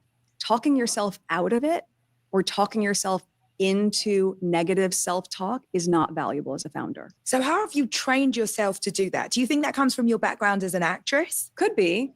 I mean, yeah, you know, when I was an auditioning actress, and this is well before Suits, you have to think at that time, there were certainly not a lot of mixed race parts. Really? No. Really? No, there weren't a lot of, if I was going in for an audition, it was either, you have to remember, this was a very different time than it is now. It was girl next door. That was typically blonde-haired, blue-eyed, and a certain look. But because I'm half white, I would also be submitted for those roles. And then if it was a character that had any sort of ethnicity, there was always a bit of a edge to those characters, but I'd be submitted for those roles. And I also, to a lot of people in casting, they thought I was Latina. So I share that because, and I've shared this before, it was a numbers game. If I'm only up for 10 parts, that could be 10 no's. But if I'm up for 30 parts, because I can fit into so many different rooms, that could be 30 no's. That is a lot to chip away at your self-esteem. That is really hard. And I think so much of that, like I went through my this is so pathetic. You can't. She is this what Emma? She's trying to go. You've just said there's no such thing as failure, or I don't have imposter syndrome, and Emma's trying to go. Explain to me how you've got there, and she just can't do it. She just jabbers on about something else. Yep. She wants to get into her psychology of her thinking. Why? What is it that made you get to this part? Tell me about your failures. Tell me about where you've succeeded and failed and how you've got to this thought process. And she can't do it. She can't do it. Jabbering on about something else. She didn't ask her twice, 2 or 3 times to talk about, that specific thing, failure and how you overcome it and stuff like that. And this woman keeps talking. She can't. When I was in Suits, the reason why I never got anywhere because I was a person of color. Do you want to tell Halle Berry that? Do you want to tell Viola Davis? Do you want to tell Denzel Washington? Because they're black, they're not going to get anywhere. Tina Turner, all these amazing black and mixed race people who took over the world. They didn't let the fact of their color of their skin hold them back. They were talented people, and they got there. And she's sitting there going, I couldn't get anywhere because I was a person of color. Just let it go, girl. Jesus wept. Good. I bet if she went to Tina Turner, I can't get anywhere because I'm black. Tina Turner would have taken her slipper off and that's what beaten she's her hide with it. Yeah. No, rubbish. She can't answer the question because she's just got nothing there. No, it's nothing there. It's nothing there. Chapter of self-doubt. There's nothing to her. She has nothing. She has no charisma, nothing that draws me into her, nothing that wants me to learn more. But the interviewer, I am so into her, what she's going to say. The interview is great. Yeah, she's killing it. She is. She's authentic. She's being herself. She does not know how to be herself because she's always interviewing and feels like she has to be perfect. Yeah. No, I won't fail. I could just imagine what Emma is saying about her after this interview. Actor and beyond that. And when you're so consumed with what everyone around you thinks of you, that can be a really hard way to live. So I think as I've gotten older, certainly in my 40s and as a mom, you want to set the example for what your children are going to think about themselves. And that you can't have an imposter syndrome around. No way. You have to be so authentically the role model and the example of confidence, self-forgiveness, kindness, fun, all of those things. You can't fake that. You want to model that for them. So all of that really shifted in the past 6 years of becoming a mom for me. Yeah, no, I really understand that. And I think that you're completely right. Are there practices that you have to tune out self-doubt? What you saying? What's the mom got to do? She just got to bring it back to, I'm a mom. I'm a mom. Did you know that I'm a mom? I got bloody do anything.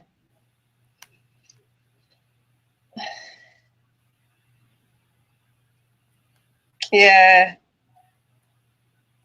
I think this one, Emma's harder. She's a harder interviewer, so she had to be on her game. With the other one, just talking like a baby, like there was sniffing balloons or something before the interview. Both crazy. Will you be married to Harry? Yeah. Stay married to him. It is totally different. I couldn't relate to her. The lady that was interviewing Meghan last time. Yeah. That was a total flop. That was a train wreck. That was a train wreck and a half. It was. But this one, she's good, Emma. She's good. She's trying to bring it out of her, and it's not working. I think she's showing her up, to be honest. She is. She's showing her up. She is. She's really making Meghan look bad. Yeah. She really does. It's a really bad look because she's showing that she can be, you know, relatable and down to earth and have a conversation. And Meghan can't even do that. No. She's disconnected from this interview, and she is trying to get the job. Yeah. And I could see her I could see Emma being in an interview, interviewing someone for the job. This was what and trying to get to know that person, but you really can't get to know Meghan because of all of this. The things that you do in your day. Oh, I wish I could say that I meditated every day. Right? No, I don't. And then when I say to someone like, I don't have time to meditate, they say, well, you should meditate twice as long. And that's really a cue that you need to do it twice. I would love to take my own advice and say meditate. I don't. I jump right into things. I will always phone a friend when I'm having moments. And I'm very fortunate to have a lot of female friends that are founders who have been through some version. Are you calling on them? Of course. Yeah. I'm so lucky in that regard. Oh my gosh, guess what just happened? That's totally normal, Meg. Totally normal. Just power through it. So talking to someone who's been through it and is on the other side of it with tremendous success is valuable. To get a mentor. But no, I mean, I try to hike. I try to connect with outdoors. I definitely make time for children. I make time for date nights. I have to make time for balance. Perspective. You can be so in the weeds of building a business, but you have got to find a moment to look up and see that there's a lot more going on around you than just that. You have to. Otherwise, I think your judgment is skewed. There's nothing I love more than an early morning workout. And after that... Oh, God, we're getting there. We're getting through it, man. We're getting through. I did it without wine as well. I can't believe it.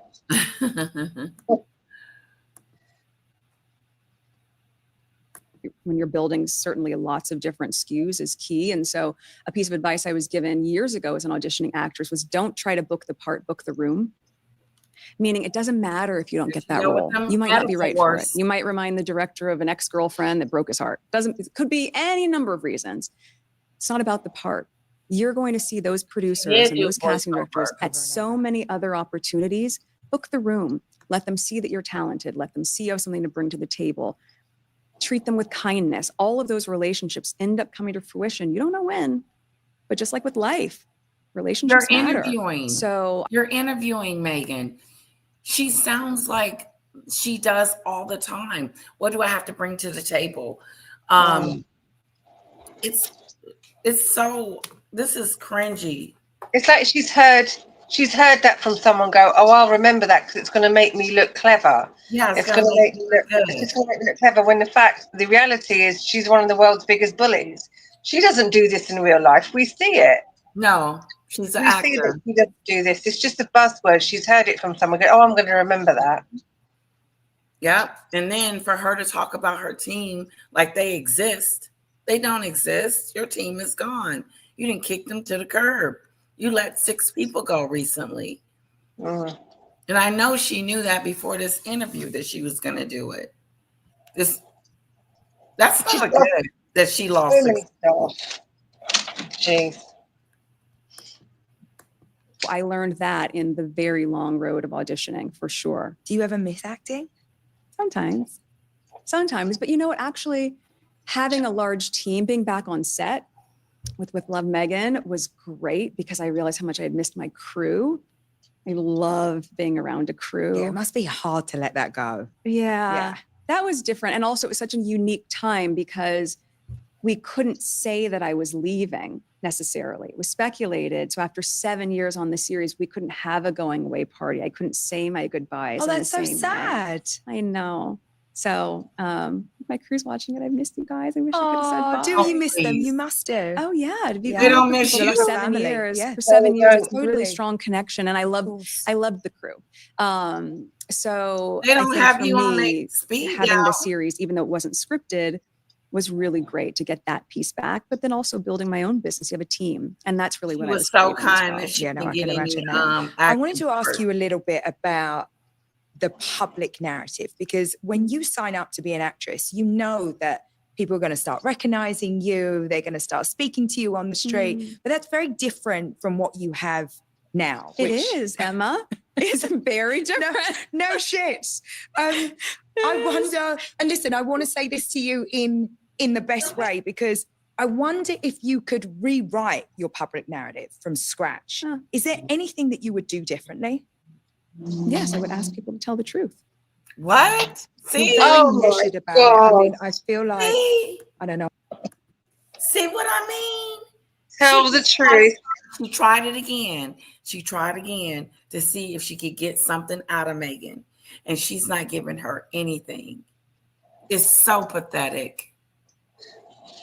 What bit was the lie, Meghan? What bit were people lying about? She's the liar.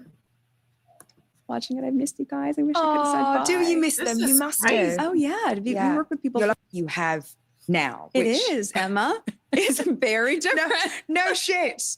I wonder, and listen, I want to say this to you in the best way, because I wonder if you could rewrite your public narrative from scratch. Is there anything that you would do differently?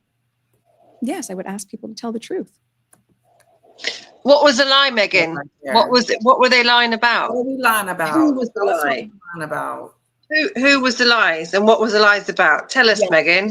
Because you're the one that came up with all this stuff, and we had the opportunity to evaluate your personality, and this is what we come up with: that you're the liar, you're the manipulator, you're the bully, you're the one with the issues. You're still not taking accountability. This Emma has asked you a direct question: what can you do to fix your public persona? And she says, stop the lying. Her PR. This is her PR right here. This is it. We're lying on you. No, it's you needing to take accountability. She asked you a question. All you had to say was maybe work more at being authentic. This is crazy. You're very measured about it. I mean, I feel like, I don't know, I'm such a hothead. Are you? What's your sign? I'm a Libra, but Oh, I don't know if know, and it's Libras. like, I don't know. I don't know. Maybe I'm just a bit, ghetto with it, like a little bit hood. I would just get so angry if I felt like everyone was lying about me all the time. Like, don't you ever feel like just being like, just leave me alone. Like, let me show you. Is there a part of you that ever is just like, just leave me alone? Peaks and valleys. Peaks and valleys. No, I mean, like, Very elegant. but it's true. Of course, I've gone through those chapters, and you do a lot of work. You do a lot of self work and go, what's the why? It's happening for a reason. And my dear friend Serena, who I'm sure you know, I love Serena. She's a like my good egg. girl crush. Talk about successful entrepreneur, by the way. Oh yeah, yeah. She's doing so well. She said killing. I mean, she's literally. It's amazing that she can have like that type of career and then this type of business career. I don't even know that people fully have grasped like how successful she is. But also translating knowledge from the court and being dedicated and all the things to another Answer the avenue. question, It Meghan. doesn't mean Answer that the you have to question. stay in one lane for your whole life. It means that you can translate those skills somewhere else. That's probably part of the magic. But she told me years ago, a lie can't live forever. 8 years is a long time, but not forever. So how do you walk the line between owning your own narrative and feeding the frenzy? Because again, when you have a business, you need to go out and promote it. You need to go and do, whatever it is that you might need to do. Speak to the media, turn up at a retailer convention, like whatever it might be. So how for you are you able to toe the line? I think it's a fine line, but it's also setting up boundaries, which I would say to anyone, no matter what you're going through, what your experience has been. You set boundaries of where you're comfortable, and it's okay to say no. It's okay to say, I'm not comfortable answering that. It's okay to pivot. Oh, yeah. And to really get to the place where you don't feel as though you have to explain yourself. Pivoting. And I think that comes with time, maturity, work, support surrounding you. But also to be authentic. I don't think there's any value either in being so rehearsed and just having your talking points and just saying the thing. No, just talk. It's just not the time for it. I think that there is an element of where we are in culture right now that, like it or loathe it, we crave authenticity. Like we want those people that we believe, rightly or wrongly, are telling us the truth. Yes. And so I feel like there is no point in having rehearsed lines and a narrative that is like, fully, written out that isn't your own. You have to be authentic. Just be authentic. Did you see my baby mama dance? I mean, stop it. First of all, can I just tell you the timing of that? Did you see how she threw that you have to be authentic? In other words, you have been fake this whole interview. And I'm looking for some authentic art, you need to be yourself. Just be Meghan. Don't be something else. Don't act. Don't be on an interview. Just be yourself. So this was a big dig to me. It's just another woke buzzword. I want to be your authentic self. What does that even mean? It doesn't mean anything. It's this woke world of I've got to be authentic. Be your authentic self. To be your authentic self is just to be yourself. Be yourself. Just be who you are. Yeah, just if be. you have to announce, I'm being my authentic self, or I want you to be your authentic self, is you're trying to create something out of nothing. Just be yourself. If I'm sitting there saying to you, Letitia, I want you to be your authentic self, or just be yourself. Right. It's like the authentic. You're trying to say, when you're trying to say be your authentic self, you're trying to put pressure onto somebody to be something that they're not.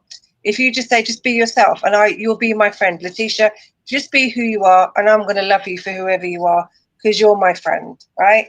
When you're saying to somebody, be your authentic self, you're trying to almost accuse them of not being real, or what you're saying is not true. Be your authentic self. Don't be this person. Be your authentic self. Right. Then she throws up the twerking video to say that that's being authentic. That's me taking my hair down. That's me being relatable. To who? I know. She can't self-reflect. She just can't. And she sounds like her other interviews. These sound the same. They are. The timing of that, it's also setting up boundaries, which I would say to anyone, no matter what you're going through, what your experience has been, you set boundaries of where you're comfortable. And it's okay to say no. It's okay to say, I'm not comfortable answering that. But what about all that stuff that you bullied? Oh, yeah. Did you and to really get to the place where you don't feel as though you have to explain yourself. And I think that comes with time, maturity, work, support surrounding you. Mm-hmm. But also to be authentic. I don't think there's any value either in being so rehearsed and just having your talking points and just saying the thing. No, just talk. It's just not the time for it. I think that there is an element of where we are in culture right now that, like it or loathe it, we crave authenticity. Like, we want those people that we believe, rightly or wrongly, are telling us the truth. Yes. And so I feel like there is no point in having rehearsed lines and a narrative that is like, fully, written out, isn't your own. You have to be authentic. Just be authentic. Did you see my baby mama dance? I mean, stop it. First of all, can I just tell you the timing of that, we maybe watched it like 20 times yesterday. And I was like, is that her? Oh my God. Is that Prince Harry there with the fingers and the, I was like, okay. Yeah. Okay. Get on, Harry. Let's go. But I think that's you, right? Like, that's you in a way that we kind of haven't been able to see you before. And I did like a little secret cheer because I was like, well, that's what I kind of want to see from you. Like, I want to see that happiness and that honesty and that, like, I don't give a fuck. But also, by the way, that wasn't yesterday. No, that was 4 years ago. So it's also a really great reminder that with all the noise or whatever people do, there's still a whole life, a real, authentic, fun life that's happening behind the scenes. I'm just grateful that now, being back on social as well, I have a place where I can share it on my own terms. On your own terms. And that's really, really important. You've really embraced social media. Do you enjoy it, or does it feel like a bit of a drag? No, it doesn't feel like a drag. It feels liberating. I have to look again. What was my intention? I came back. She dissing her Instagram page.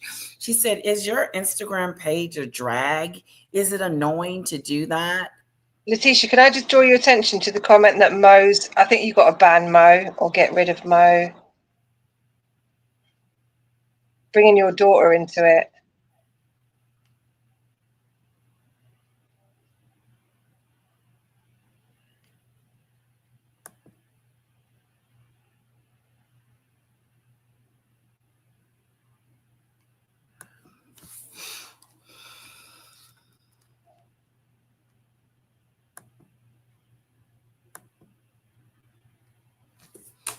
Okay, I put him in timeout.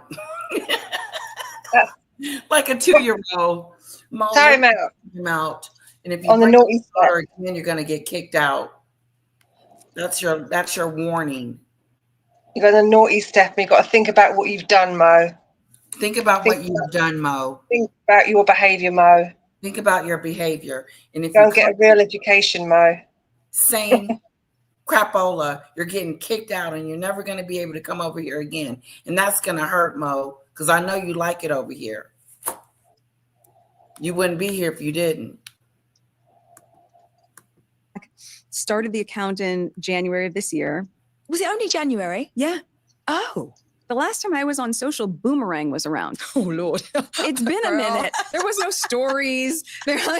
All of it's new. There were no gadgets where you could have a little tripod that I'm sitting. You should see me sitting there trying to figure with a magnet on it. I was like, oh, okay. Yes, yes. And figuring I don't have key lights and all. I don't have all this business yet, but I don't know if you need it. I think if part of it is just being able to authentically share in real time the things that are happening that I think someone might be able to laugh with or enjoy or be inspired by, then I want to do that in a way that feels like I can still have my hands on it and not be overproduced. But are you thinking about it in the way that so many of us do as also a business tool?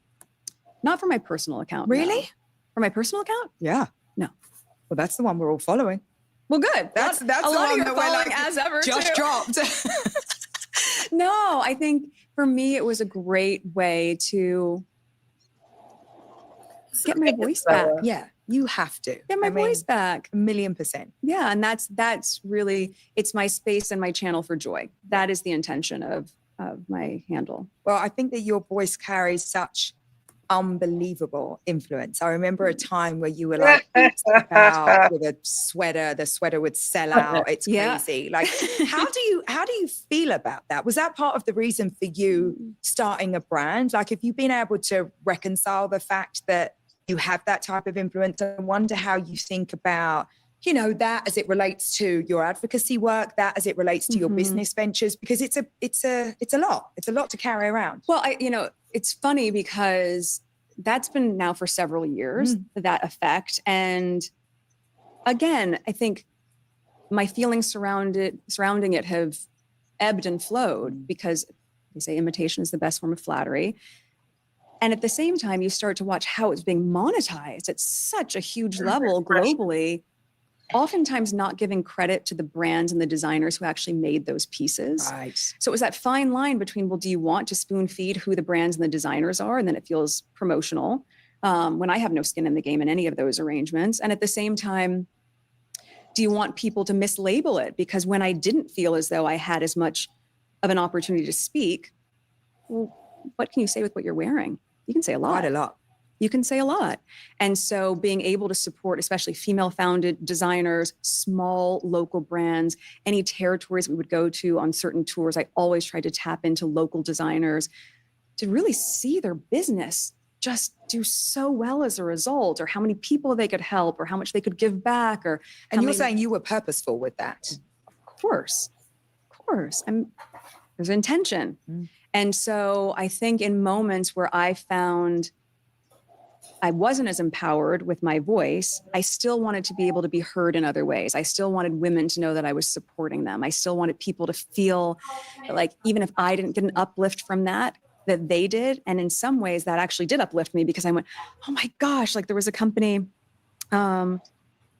they made jeans and they would help women. Was it Good American? No. You weren't around then. But they made jeans and they gave the positions and the roles to women who would have been trafficked, and they took them off the streets and they put them into this labor force to be able to have a well. Okay, we are done for her today. This is half. Yeah. Is it half? That's just half. Oh, this has been hard. This is one of the hardest ones. It's the other woman, she tried to get it out of her, but they just couldn't do it.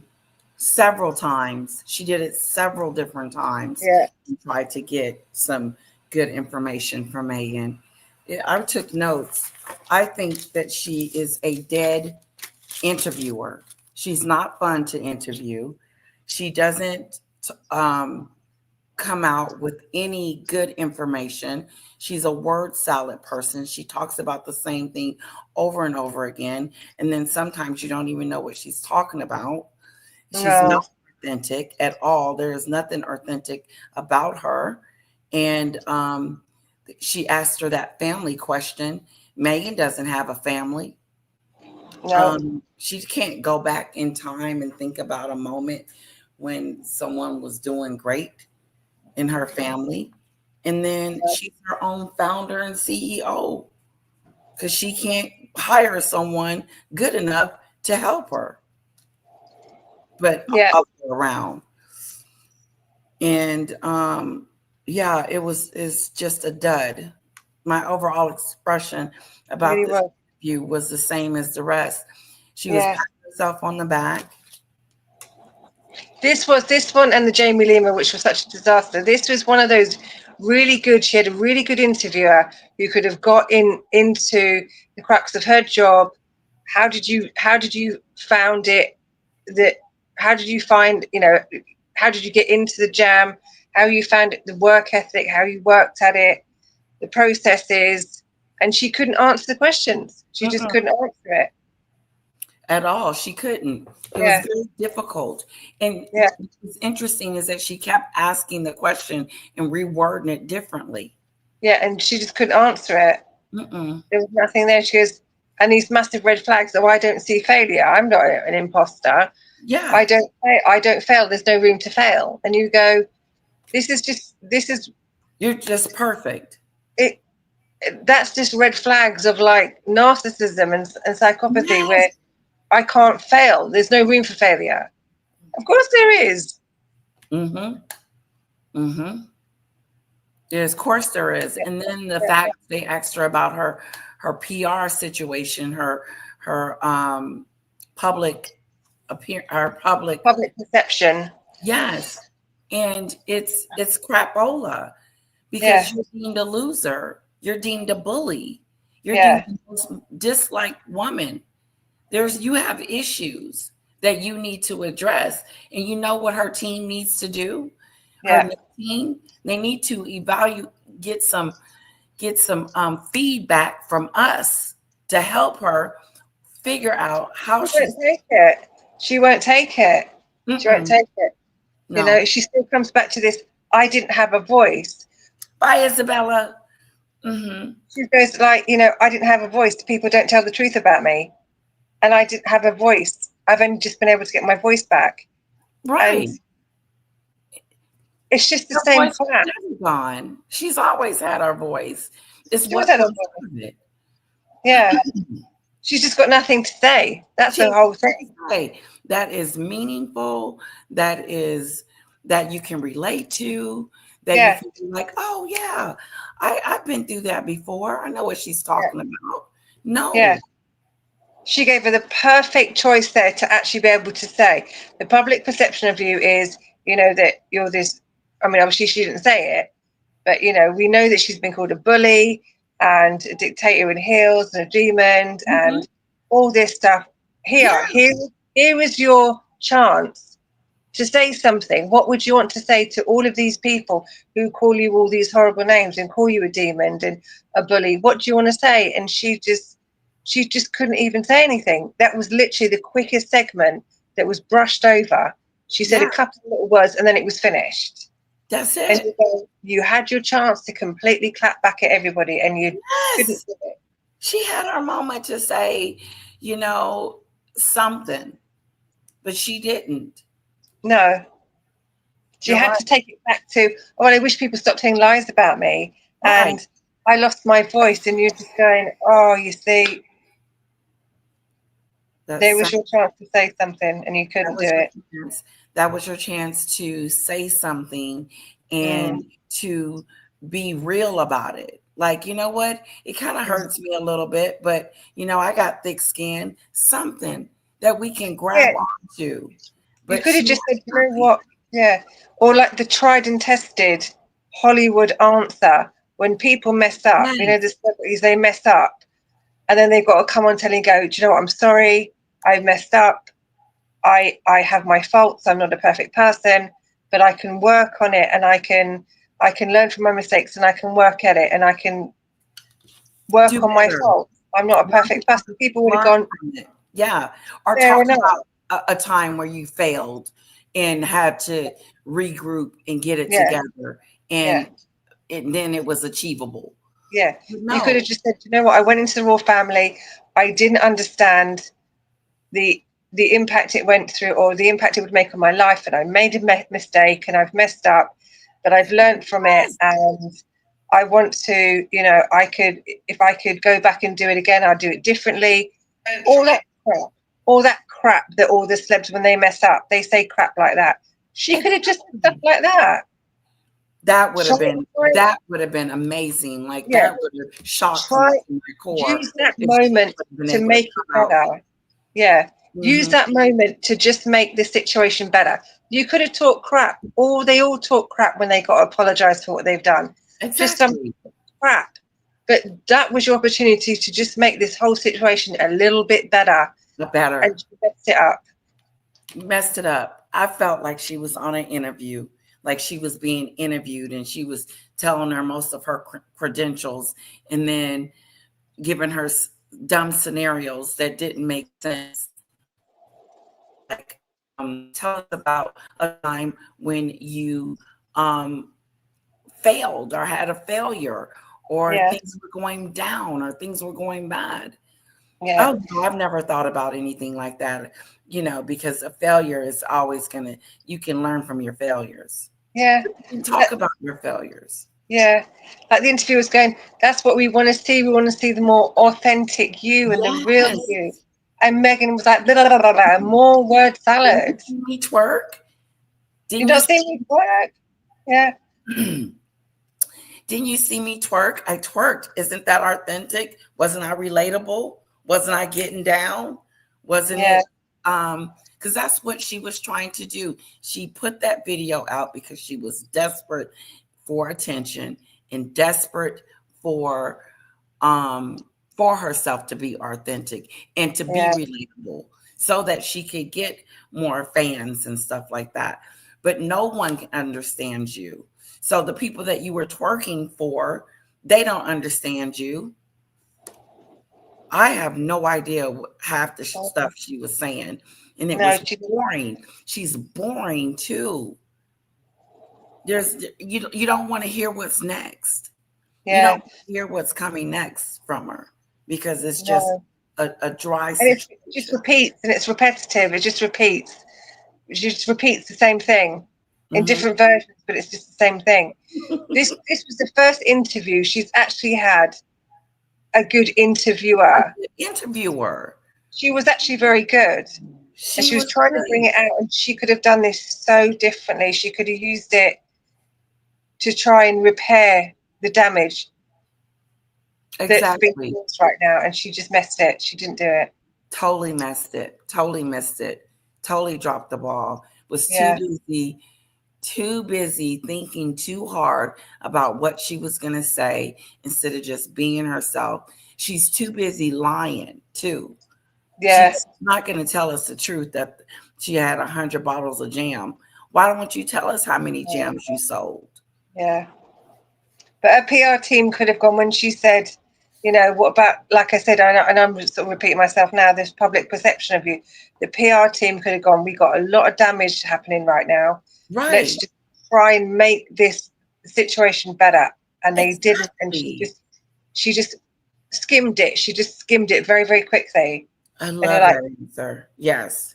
She skimmed through it and said, next, move on. Mm-hmm. Yeah. That And could then have, patted she could have herself done on that the so back a little bit. yeah, she could have done that so much better. Mm-hmm. She She could have surely did. started, she could have started Another doing missed that. opportunity. It was. They started off doing the privacy tour. She can start doing a little bit of an apology tour, a little bit in a putting it right tour. Let's start putting Putting it things right right. to her. Putting it right to her. The putting it That's right what our tour. team needs to do. Let's start doing that. Like all the celebs, when they mess up, they start doing little chat shows and little things to try and let's just put it right. And Make that's it what she right. could have done. Yes. The Make It Right tour. And she blew Yes. it. Get it right. Fix it. And people may see a different you.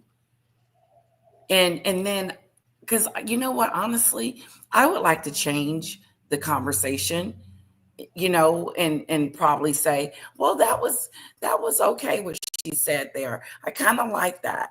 That was her being different.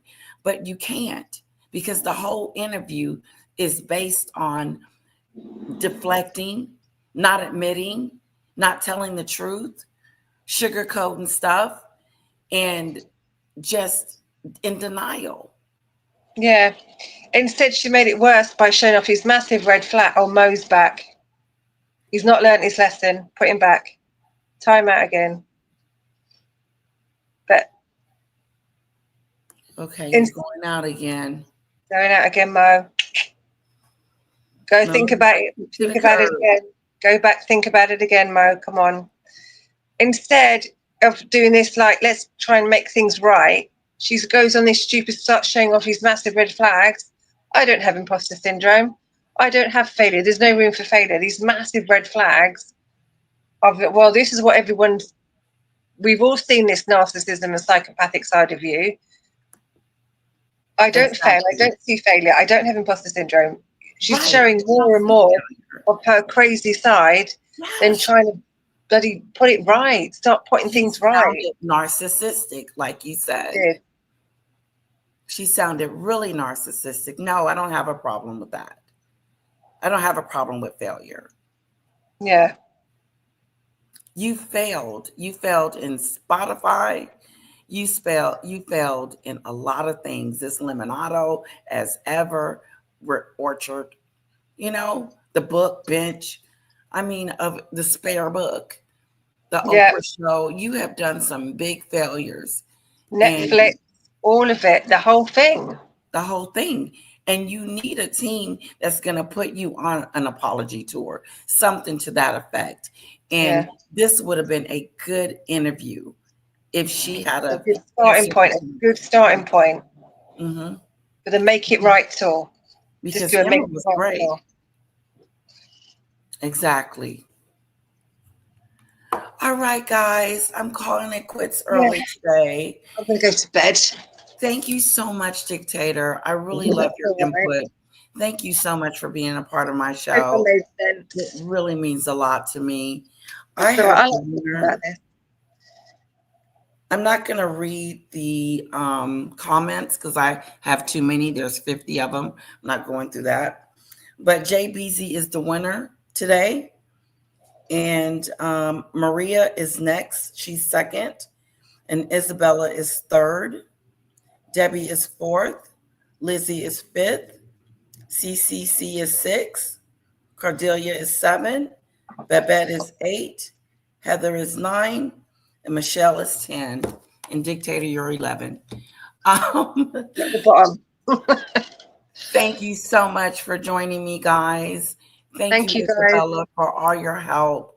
JBZ, congratulations for being the winner, the leaderboard. And hello, Martha. And guys, I will catch you next time. So have a great day.